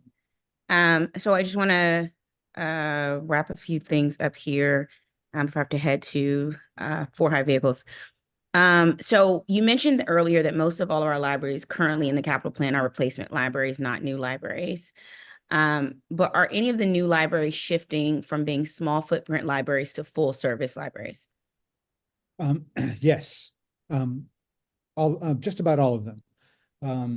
I mean, even when you look at Shepherd Park, it's like, oh, well, that's a huge building, but only about 11 or 12,000 square feet of that building is actually used by the public. It's so sort of poorly built and designed that a lot of that space is just hallways and circulation space. So even the Shepherd Park Library is going to require additional staff when that building reopens. All of them, yeah. Oh, all of them will be all of them will have be larger footprint libraries. Except Chevy Chase. Chevy Chase, we anticipate being the same footprint as it is now, with probably more usable space. Okay. Probably the same. All right. When I look in your budget book, one of the justifications that popped out to me was you're replacing the 5,000 square feet Northwest 1 library in Ward 6 with a new full service 20,000 feet neighborhood library, which will provide expanded services to existing residents while simultaneously solving the service gap for residents of Eckington Edgewood neighborhoods. You all know that this project addresses a service gap as recommended in the facilities master plan, as well as advance the plan's racial equity goals by providing a larger library that can offer more expanded services that are designed for the community. So when I look at that explanation, it does a few things. You acknowledge the facilities master's plan, you acknowledge the service gap, the racial equity goals there, and you're expanding it a larger footprint to address those things. And so because you get it in that circumstance, I think that you get it for Kennedy Street in the same way.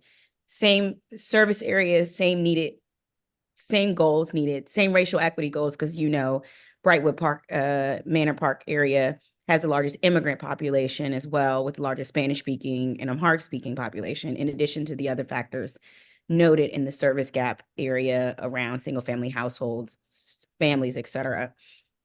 And, I think you understand that the growth of certain wards, when we did the census, Ward 5, Ward 4, 7, and 8 have 50% of all of the children under age 12 in the city, 4, 7, and 8, with expanded growth happening. So I get the need. I get your operating cost concerns. We will have to address that without a doubt. I also understand the future, your worry about the future, similar to like the CFO's worry about the future cost of things, et cetera. And we have to consider that. I just don't know that is a viable explanation, given that you get all of the other circumstances in other wards and the need to serve it, to do that. So reconcile with me sort of your decision in regards to addressing those things in the Ward 6 versus addressing them in Ward 4? I mean, again, just putting my fiduciary hat on of council member, the major difference is that we've already got 7 or 8 FTE in our Northwest 1 library. And so building a new library in Edgewood and Eckington combined with leaving the existing Northwest 1 library already gives us a foundational budget that we already have. So we will only require a net increase of maybe 4 or 5. I don't have the number specifically, but so the major difference is that the Edgewood Eckington is not a net new library. It's keeping the footprint at 26 locations. And similarly, that's what we're doing at Congress Heights. When we're closing our Parklands Turner Library and moving to Congress Heights, it keeps the number of buildings stable, and it allows us to use the funding that's already in place to operate those libraries. And your concern is because the Kennedy Street Library, Juanita Thornton is scheduled for what year, 2028? I believe that now the funding kicks in FY28. Correct. So theoretically, we won't have to deal with operation costs until 29-30. Oh yeah, no, I mean, that's the truth. Right. And so it's a good time to sound the alarm, right? I think there's the question. Should we sound the alarm for 2030? Or given that the library, as the population grows in DC, will the library also have to address the population growth? What will the library do around population growth? Because I know Ward 4's population growth as it relates to youth is already going, the census already tells us it's going to grow, but how do you all consider population growth for the city? Because you're going to have to build more libraries theoretically to address the growing population, especially in neighborhoods. Would you agree with that? I think it's difficult for any of us to say what, even if the city grows, I don't know what the impact is going to be on the use of physical libraries. You know, we had recommended looking at the Adams Morgan service gap, but we've been pulling away from that, although we're still doing a study, because one of the reasons we identified a service gap is because we had over 200,000 visits at the neighboring Shaw or Mount Pleasant Library. What we're seeing now, 4 years out of the pandemic, is that visits to those libraries are like 130,000. It's not nearly what they were prior to the pandemic. It's like 35% reduction since the pandemic. And so that, you know, and we're going to talk about that in our facilities plan update that we're doing this year. You know, I think we have to really just sort of pause. Let me ask you your opinion on sort of library utilization, given what neighborhood a library is in. Sort of, is there a pattern that the libraries with residents who are most in need get more utilization than the libraries without the same socioeconomic factors at play? Typically less in terms of visits. But there are a whole host of reasons there that I think we should all be striving to address. I think that in wealthier neighborhoods, there's just more, you know, comfort with engaging with services like libraries. You've got literacy rates are higher. But, you know, typically we will see much more usage in places like Cleveland Park or Chevy Chase than we do in Bellevue or Anacostia. The use is different. And, you know, we have to respect those differences. But I think we do have to study before making, you know, massive investments. Got it. And of the service, were there any service gap areas identified in Ward 3? One, yeah. Cathedral Heights, Wesley Heights, Glover Park. They had one. And then, so of service gap areas that are being addressed, it looks like Ward 6 is the only service gap area identified. Yes, I can hear you. Can you hear me? Yeah, I think maybe my internet just started getting choppy. So right now, you know, the Edgewood Eckington, Congress Heights, those are two that come to mind. We are doing a study right now. You know, Councilmember Nadeau identified funding last year for us to do sort of a needs assessment in Adams Morgan to find out what, if anything, residents there need, what, if anything, they need in terms of library services, or is the reopening of the MLK library sufficient? So that's going to be part of our FMP update that we will be publishing later this year, I hope.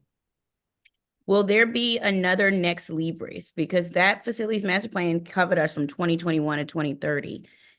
Do you feel there's a need to do another Next Libris, or the information, the findings in our current Next Libris is enough?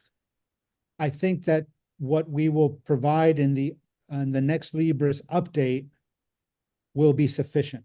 I mean, a lot of what Next Libris offered us is the ability to better think through our existing assets, and that's important for us. And this is just, how do we replace HVAC systems? It's also, you know, a statement around those small neighborhood libraries that have never provided the services they needed to provide in order to meet the needs of residents. So this is going to be the Next Libris is a valid document, but for some of the more nuanced needs that we have to address, an update is absolutely necessary. Okay.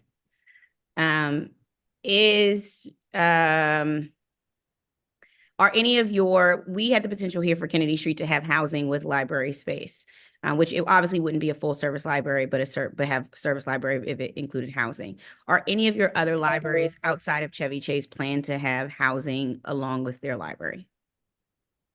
You know, ideally we would move forward with, you know, our board has been very supportive of building housing on top of libraries. We typically think it's good for business. It creates more traffic, more users. Of course, we've got the West End Library has housing above it. That's right. In Foggy Bottom. I know that we would love to, as we look at the Eckington Edgewood Library, I sincerely hope that we are going to do that with housing above. So yes, we want to do it with housing everywhere we can. The Deanwood Library will likely not have housing above, but it is part of an area that will include a library adjacent to housing, and that's just back and forth between us and WMATA, and we think that that might be the best delivery mechanism for that project that will be adjacent to the Deanwood Metro. Understood. Okay. I know, Chairman White, that my time is up.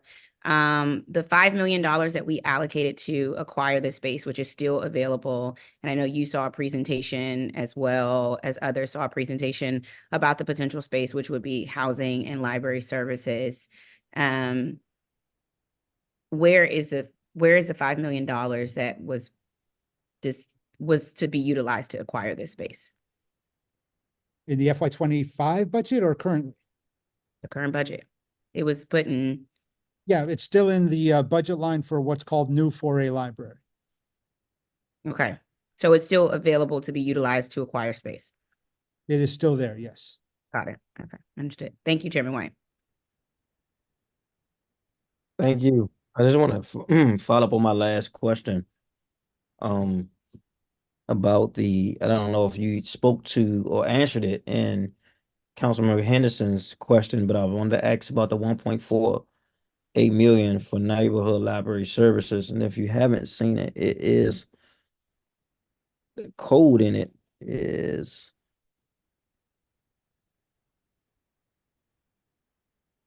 004608 in the budget document, neighborhood library services. And it says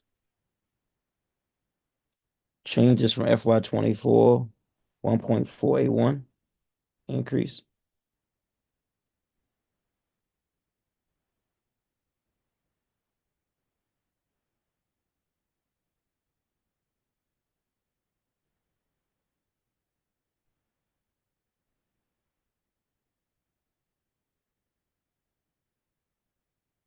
Are you following me, Director?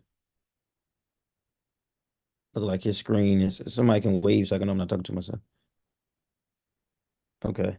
I think Director's computer or internet service is down. because he's frozen. Director, can you hear me? Yeah, I'm sorry. I have no idea what's my internet connection seems to be a little bit unstable, and I apologize for that. This is rare. But if I caught the first part of your question, council member, it's following up on that, what looks like it's a $1.48 million reduction to library services. And I promise you that we will get back to you as soon as humanly possible to explain what that means. But we have not anticipated any reduction of that size within that, within It doesn't look like a reduction. It looked like an increase. Let's see if I can show it to you real quick. I don't know if you can see this. This says 1.48. You see that? Yeah, no, I see it. That's an increase, not a Yeah. reduction. Councilmember, we will provide a crosswalk explanation of all the changes, internal changes to you. I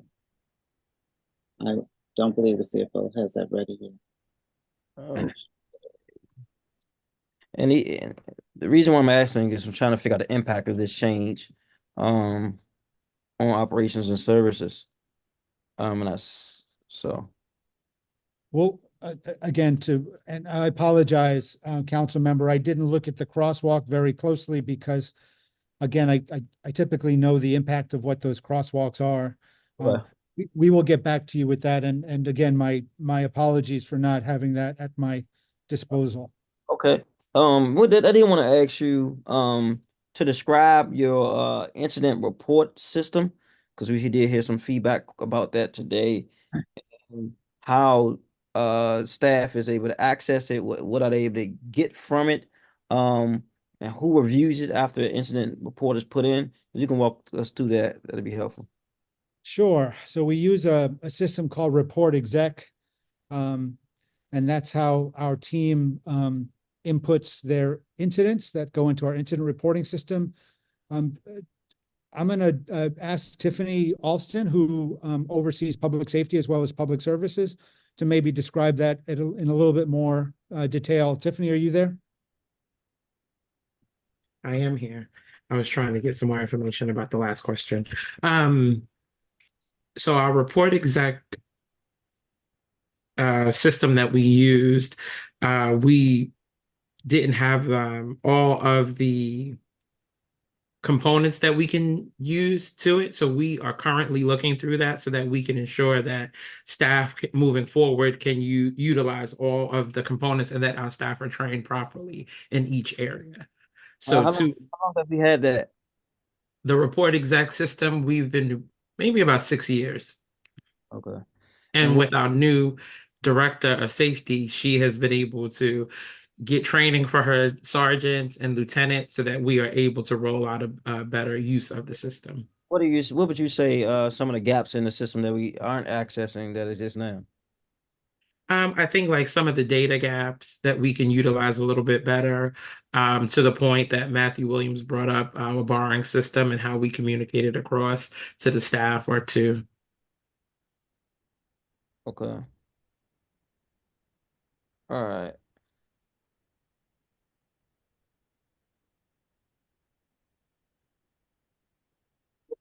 I'll go back to this real quick.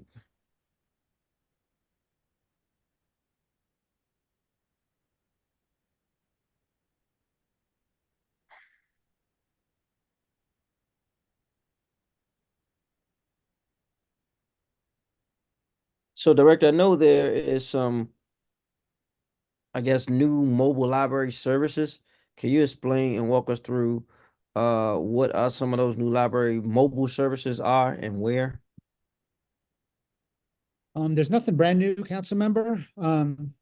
A few years ago, using some money from the Library Services and Technology Act and some other pots, we rolled out a mobile unit called Library on the Go-Go.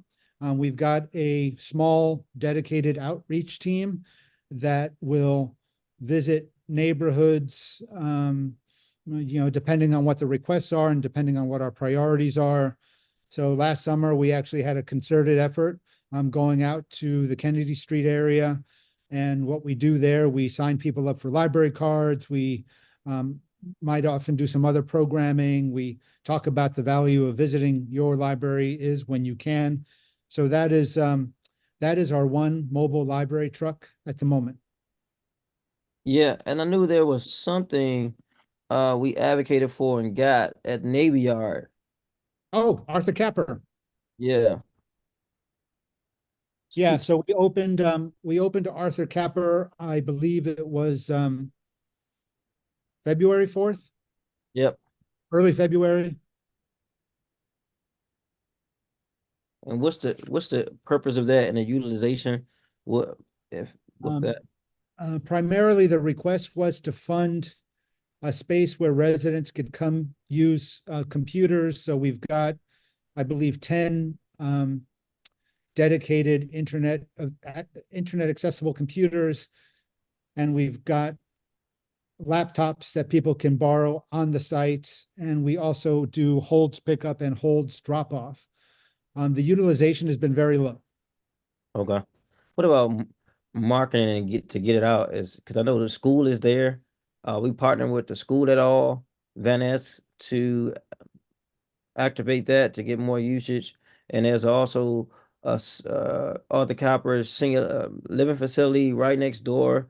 There's another big building of residents. It's a population there, but and I don't know. I've put it in. I'm on a number of listservs. Mhm. And I'm on east of the river and west of the river, and one being in Navy Yard, and I put it on there, and I can do more. But how are we getting the word out that that it's there? Well, look, we've got a great marketing team. We've been pushing out information both in print and online that it exists. In fact, I think we are just starting to do some very light programming in the space just to try to drive some traffic. But yeah, I'm concerned about the very low utilization when compared to the investment that's been made to open that space. So part of your answer, you talked about the marketing team. Has there been flyers sent out, emails, door to door? That's what I'm asking. Yeah, all of that stuff. We've got a newsletter called Beyond Words. We put information about Arthur Capper in every so often, encouraging residents to stop by. Joy, do you want to mention a few other things that we're doing? Maybe some things are escaping me, but it's not for lack of trying, council member, that there hasn't been a lot of use in that space. And sure, I would just add that as this space is a temporary location for when Southeast Library is under construction, we've also communicated to all of the users of Southeast Library about this space, in addition to taking advantage of the services within Arthur Capper and the neighborhood through flyers and listservs and all that you've even mentioned, Councilmember. Got it. I know that you said that in response to Councilmember Lewis George question about the $5 million for World 4, you said it's still in the budget. Uh, I don't see it. It looks like the 5 million for Shepherd Park Library, which is supposed to be used for Kennedy Street Library, was scrubbed or removed. So if you can give me some clarity on where that is, that'll be helpful. It's in the FY24 CIP, in FY24 specifically.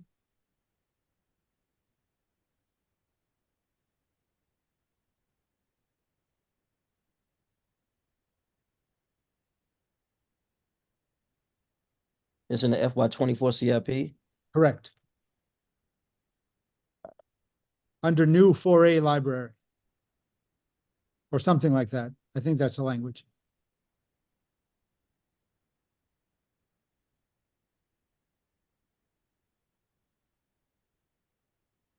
New 4A library. I see Shepherd Park Library minus 5 million. That's this is supplemental.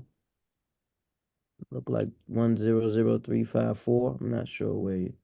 Okay, what's this? What's this? W4PL.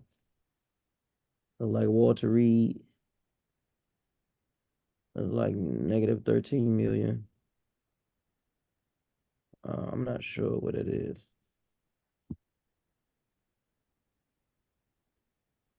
Because I think something to consider that it's, as part of the proposal is to eliminate it as part of the FY24 supplemental.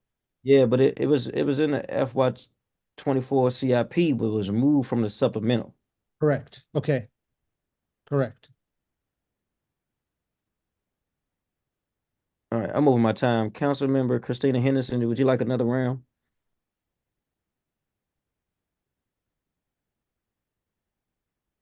All right, she might be between two hearings. She come back, I'll get her back on. So I continue to go forward, Director. Mhm.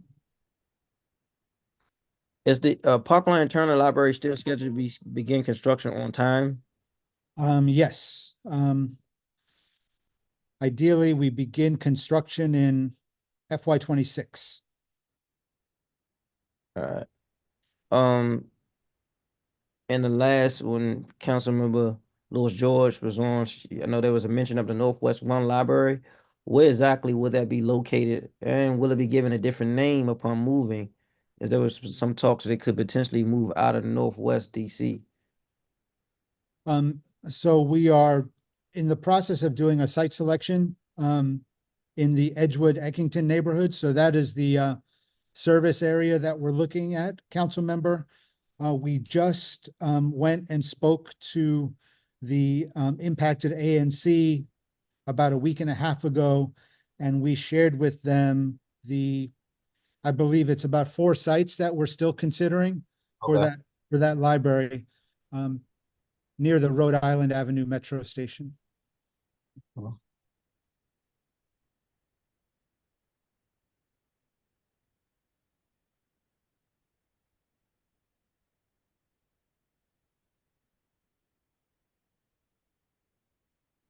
How often do you meet or talk with ASME? They had a number of concerns, which I'm sure you heard most of them, or all of them during testimony. What's your relationship with the union? We meet how often, Joy, Tiffany? How often do you meet with Matthew? Monthly. Monthly. Yes. Thank you. Yeah, monthly. All right. And how's the dialogue been? Because I asked them to email me some of their concerns. It's very lengthy. I'm not sure we got it yet. But I mean, look, the relationship is good. What Right. the things that that the union want are things that are really important to us, providing staff opportunities for advancement, providing staff more training opportunities. We just are rolling out a partnership with UDC to provide 20 staff members the opportunity for masters in counseling. All these things that the union has been asking for are things that we're supportive of. yeah, because I heard Mr. Williams advocating. I thought about what's the communication been going on and how we closing those gaps. The Even communication's good. It's just a question of it's funding. Okay. Got a few more this round. I know we'll soon be joined by other members.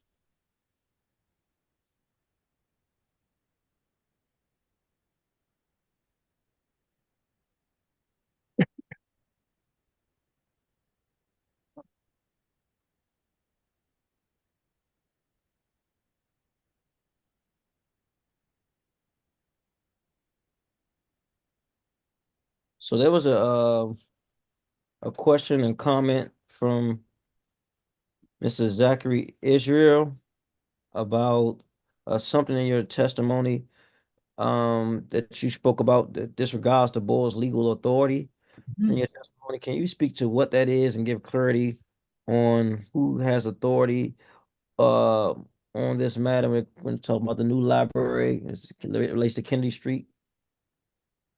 Sure. I mean, the DC Public Library was established by Congress in the 1800s, and it vests the entire governance of the library system, including, where libraries go, what services we offer in the Board of Trustees. I mean, I'm not a lawyer, I'm not going to nitpick, but the library board has the absolute authority in determining how the library is run. All right.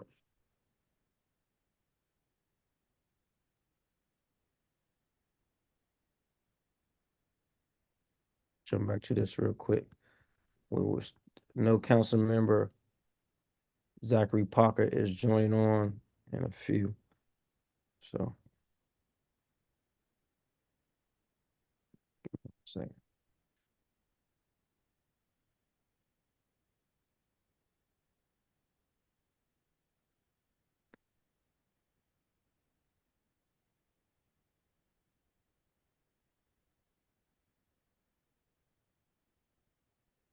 This is probably along the same line. Since the Board of Library Trustees and your agency support a library on Kennedy Street, we already talked about that, the 5 million.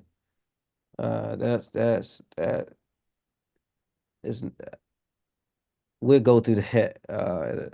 We've been through that extensively now. I don't want to beat the dead horse and say. I'll digress for this round because some of these things are just reworded that I have questions for that was not answered in our questionnaire. Let me see how far Mr. Parker's out before we go to the next round.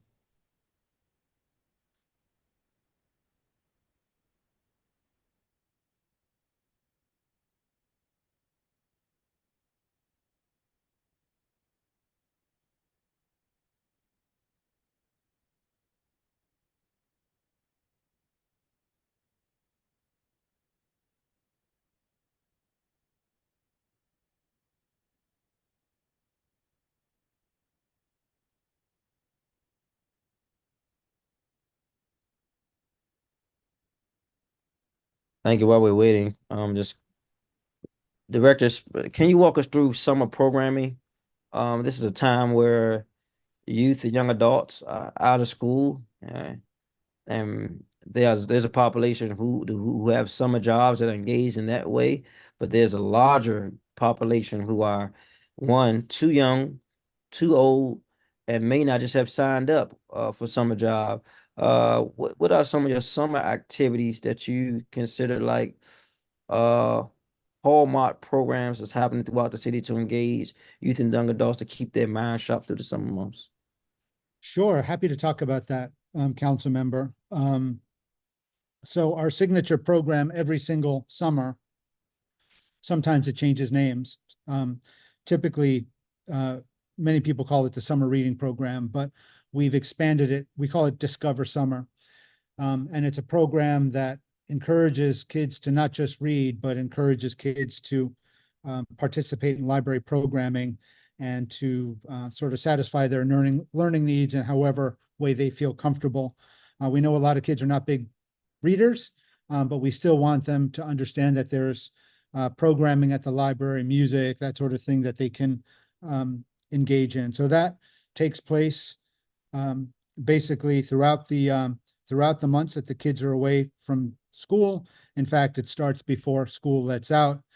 We also do other programs upcoming. We've got our big Starfest. STAR is our Sing, Talk, and Read program. That's a signature program for children and their families under 5. It gets them, hopefully it begins to sort of socialize, again, the importance of reading and the importance of visiting the library. And then we do other niche programs with the help of the Library Foundation. We do a program called Know Your Power. This is specifically for teens, where they will be given the opportunity to win some prizes by submitting artwork in the form of either written work or photography or music. This is a program that's in its 4th year, I believe, and has been funded privately. We do a program now called Beyond the Book, also with private dollars, which is a program geared to children between the ages of kindergarten and 3rd grade. And again, same sort of thing, free books, free programming, ways of activating our libraries and getting kids involved. And then one of our cool programs this summer, although it's not necessarily for kids themselves, but it is for our children's staff as well as school library staff. We have a program run by the foundation called the Institute for Racial Equity and Literacy, which trains staff members on some of the principles of equity in literacy. And that's something that is now going into its third year. And those are just highlights. I should say that I am meeting with the city administrator in the coming weeks, along with representatives from DC Public Schools, Parks and Rec, and others, just ensuring that our summer offerings are aligned. Obviously, however we can support important programs like the high impact tutoring, we will do that. And so that meeting is forthcoming, but the library is always, the summer is typically the busiest 3 months at the library. And so we will do as much programming as we possibly can with whatever constraints exist. Thank you for that. I think that's important that we engage. I talked about in my statement about me using libraries in the summer to keep my grandmother made sure we did two things. Went to the library and went to church. Man, like good Lord, 1 and 2, that was it, all summer long. And so I think that's important to keep our young people engaged in constructive activities. And libraries is one of the many vehicles we use to do that. I was there. Can you detail what's DCPL's vision for removing its limits on leases? I know we had limits on leases before, then took them off, then put them back on. Yeah. Keep some specific information around that. Sure. So right now, if the library wants to enter into a long-term lease, it has to engage and receive permission from DGS, which slows things down based on whatever priorities DGS has going on at the moment. Currently, DC Public Library does have the authority to go into short-term leases, I believe leases of under 5 years. Now, as we consider long-term leases, like the one we're considering with WMATA at the Deanwood Library, it would simply be a lot easier if DC Public Library could manage its own lease authority for something like a 99-year lease, for example. And we do have DGS's support in that effort, so that they're supportive of giving us that autonomy. What other long-term leases are you having any roadblocks with? Those are the big ones. In the past, when we were reopening the MLK library, we had to engage DGS for everything. I mean, we used to have, well, we still would engage DGS for, let's say we were opening an interim library facility. If we were renting something, we would engage DGS on that. So again, it's just an attempt to streamline the bureaucracy a little bit and sort of respect the library's independence so it can manage its own projects. Thank you. We hear from our Ward 5 Councilmember Zachary Parker. Thank you, Chair White, and good to see the DCPL team. I'm going to start with the Eckington and Edgewood Library. If you could, Director, give a status update where we are now. The last I heard, we were examining potential locations, but that's been about a week or two. So any movement since then? No movement in the last week, Councilmember Parker. We did have a very productive meeting with the, I forget the letter, but what ANC 5D? F. Yeah.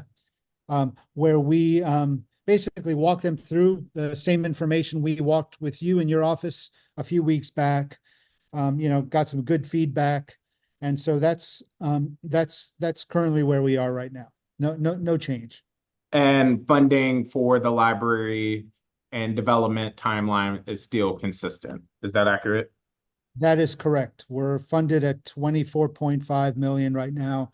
as I mentioned earlier this morning, we are seeing escalation costs in all of our projects, but it's not a critical thing to address right now because we would not be going into design or construction probably for a year and a half or so.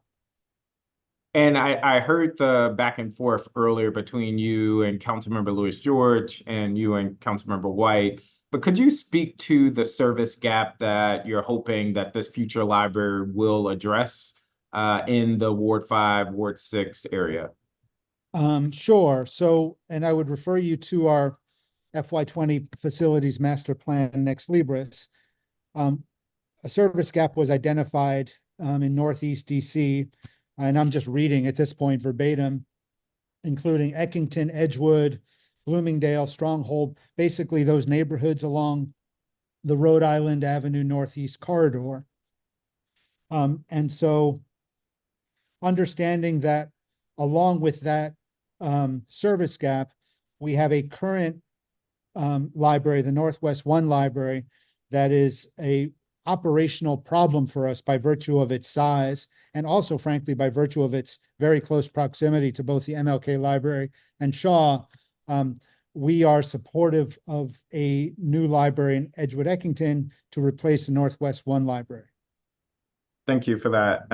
And it goes without saying, we are looking forward to this new facility to both be a hub for our community, but to aid in education and recreation for our communities. I wanted to come to public safety. I know this was touched on a little bit earlier. One of the trends that I'm hearing, namely around Woodridge Library, but across the system, is that there are heightened incidents, not always violent, but heightened incidents, in part because of mental health episodes that individuals are experiencing while in the library. And one DCPL employee framed it as, I am now having to be a social worker of sorts to provide supports in the moment.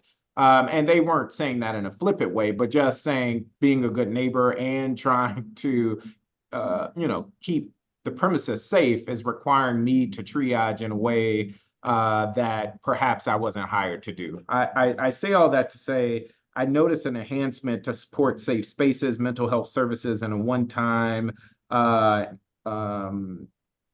enhancement of about $250,000, if I'm reading this correctly. And I would like for you to just speak to that. Sure. So first of all, the staff member to whom you spoke is absolutely correct. And, we're sensitive to, staff who are increasingly being put in a position to handle traumatic events. We've had issues at the Woodridge Library. We've had issues at just about every library in the system, and the increase is real. So in addition to more training that we're giving some of our staff on handling trauma and crises and first response, we are looking to diversify the staffing complement in our locations. Again, with a goal of having a dedicated officer trained on both public safety, but also dealing with mental health crises, that will certainly help. Bringing those four part-time mental health specialists who can be deployed wherever we're seeing maybe a heightened need, that will help. They can also support our staff. It's not just supporting staff. It's not just supporting a critical incident, but it's also being there to provide certain expertise for our staff as well. So again, we're super thankful for the mayor for listening to us and getting us towards what I think our ultimate goal is going to be. I understand that we can't have everything we want next year, but I think we're moving in the direction where our spaces, which we always say are safe spaces, and they are, but we've got to, we've got to make sure that those spaces remain safe. Yes. So I'm hearing you say that there will be 4 part-time employees. I'm assuming that will rotate throughout the system. Is that accurate? Correct. That's correct. And can you share where you're seeing the most incidents where these crisis interventionists may focus more heavily? I've got incident reports that doesn't, my reporting doesn't sort of untangle some of that stuff. But Tiffany Alston, do you have that information separating sort of like, incidents involving youth after school versus mental health incidents? I can get that to you, but I know that we have like the West End, MLK, Shaw, Petworth, and Woodridge, are some of our ones that we see frequent, but there are others that scattered. I don't want to just name those as if they're the only ones, but And thank you for that. And for clarification, these will be officers that will be trained in providing these social and mental health supports, or are these like social workers? these are will be meant. Oh, go mental ahead. health workers. No, go ahead, Tiffany. Go ahead. You've probably seen the job description. I haven't. They would be mental health workers, so they would not be officers. That's a separate. And that is helpful. And Director, I'm noting you mentioned you didn't necessarily get everything you wanted. What is the ultimate goal? So I'm seeing about $250,000+ investment. I'm seeing 2 FTs, but that would track with 4 part-time employees. If you could wave a magic wand and Chair White could find some money, where would we look as a goal? Well, first things, we've stated that we think that we need a dedicated officer in every library location, with an additional roving complement to fill in when there are gaps. In terms of mental health supports, I mean, look, we also understand that this is a point in time coming out of the pandemic, and I think we're all maybe breathing a small sigh of relief that we're seeing some improvements in just sort of the temperature around the city. But 4 part-time staff members in a 26 library system where we see the need for mental health supports in all quadrants of the city, So is it safe to say ideally you would like to see a 1-to-1 matchup for every library? There would be an additional officer as well as an additional mental health worker on site? I don't want to, go beyond what I have discussed with the mayor's budget team, but safe to say that we could use many more mental health specialists given the opportunity to. I don't know if it's required one in every location, but again, I think we're moving in the direction where we are sort of diversifying our staffing models in our libraries, where we are going to, look to have those as well as peer navigators and messengers and all sorts of, in addition to librarians, library associates, and library technicians. And then I'm noticing the downtown activation. I believe this came up earlier, but that's more than $500,000 additional FTEs. What is that about? And what are you hoping to come out of that? So we know that the MLK library, by virtue of being in downtown, accessible by every train line without transferring, people are coming from all over the city to the MLK library to enjoy our signature programming.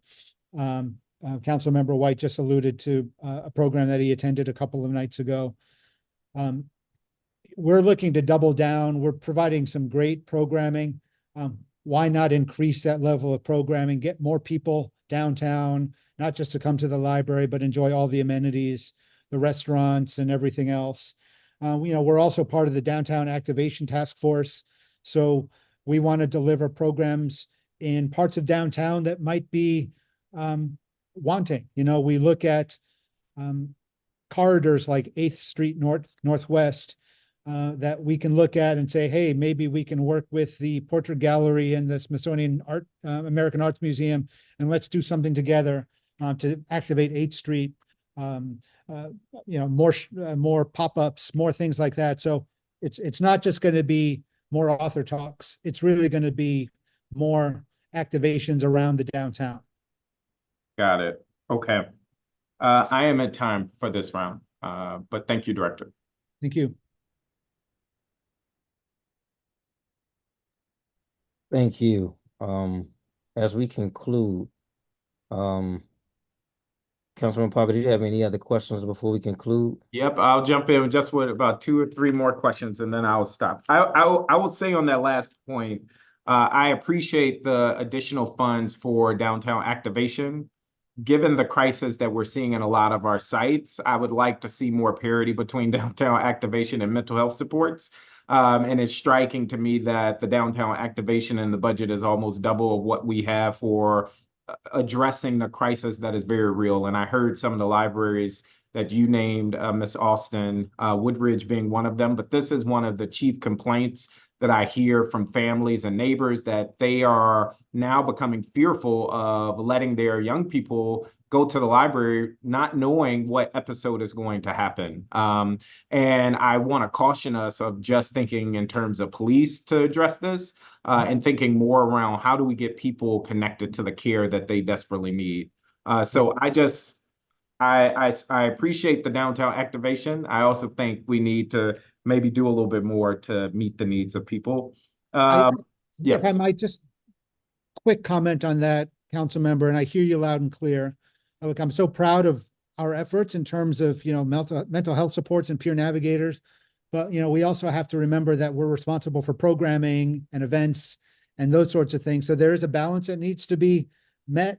And so I've been comfortable. I'm very, very supportive of that downtown money because it does allow us to do, frankly, what we're good at, which is programming, probably more so than, dealing with mental health crises. But your point is well taken.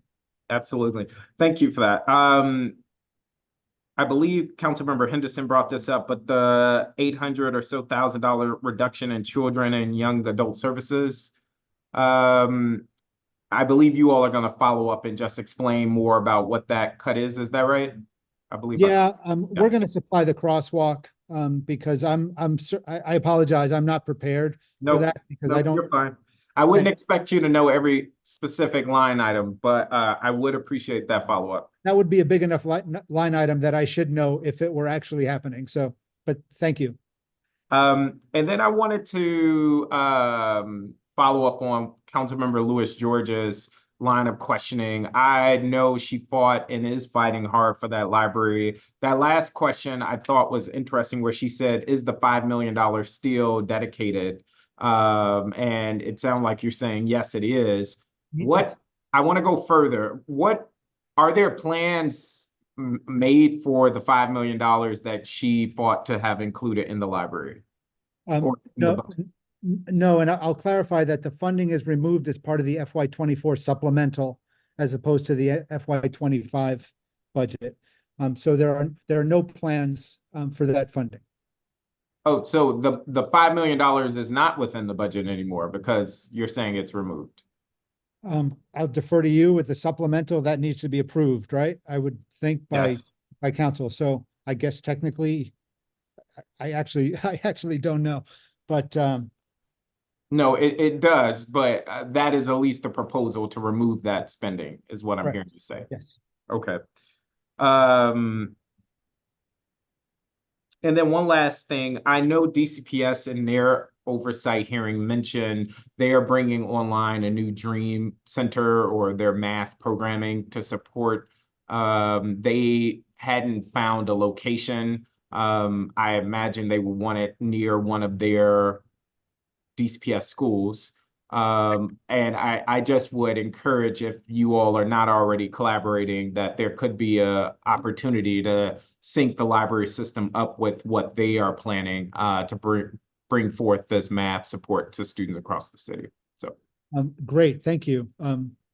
Always working with our colleagues in the Deputy Mayor for Education's cluster. I don't know enough about this Dream Center, but we'll inquire and see if there's a way that the library can support it. Yep, and as I said to them, we would welcome it in Ward 5. So there are opportunities at Woodridge or the Lamont Riggs Library. But I want to again thank you all for your work as well as answering my questions. Thanks, Council Member.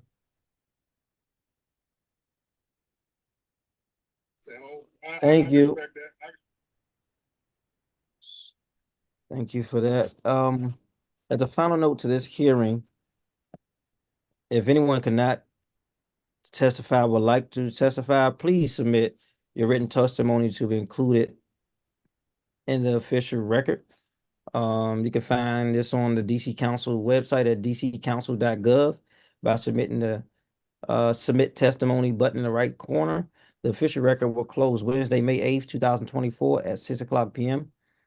With we will also reconvene tomorrow for our budget oversight hearing on the Mayor's Office of African Affairs, Mayor's Office on African American Affairs, Mayor's Office on Asian and Pacific Islander Affairs, the Mayor's Office on Caribbean Community Affairs, and the Mayor's Office on Latino Affairs, and Serve DC.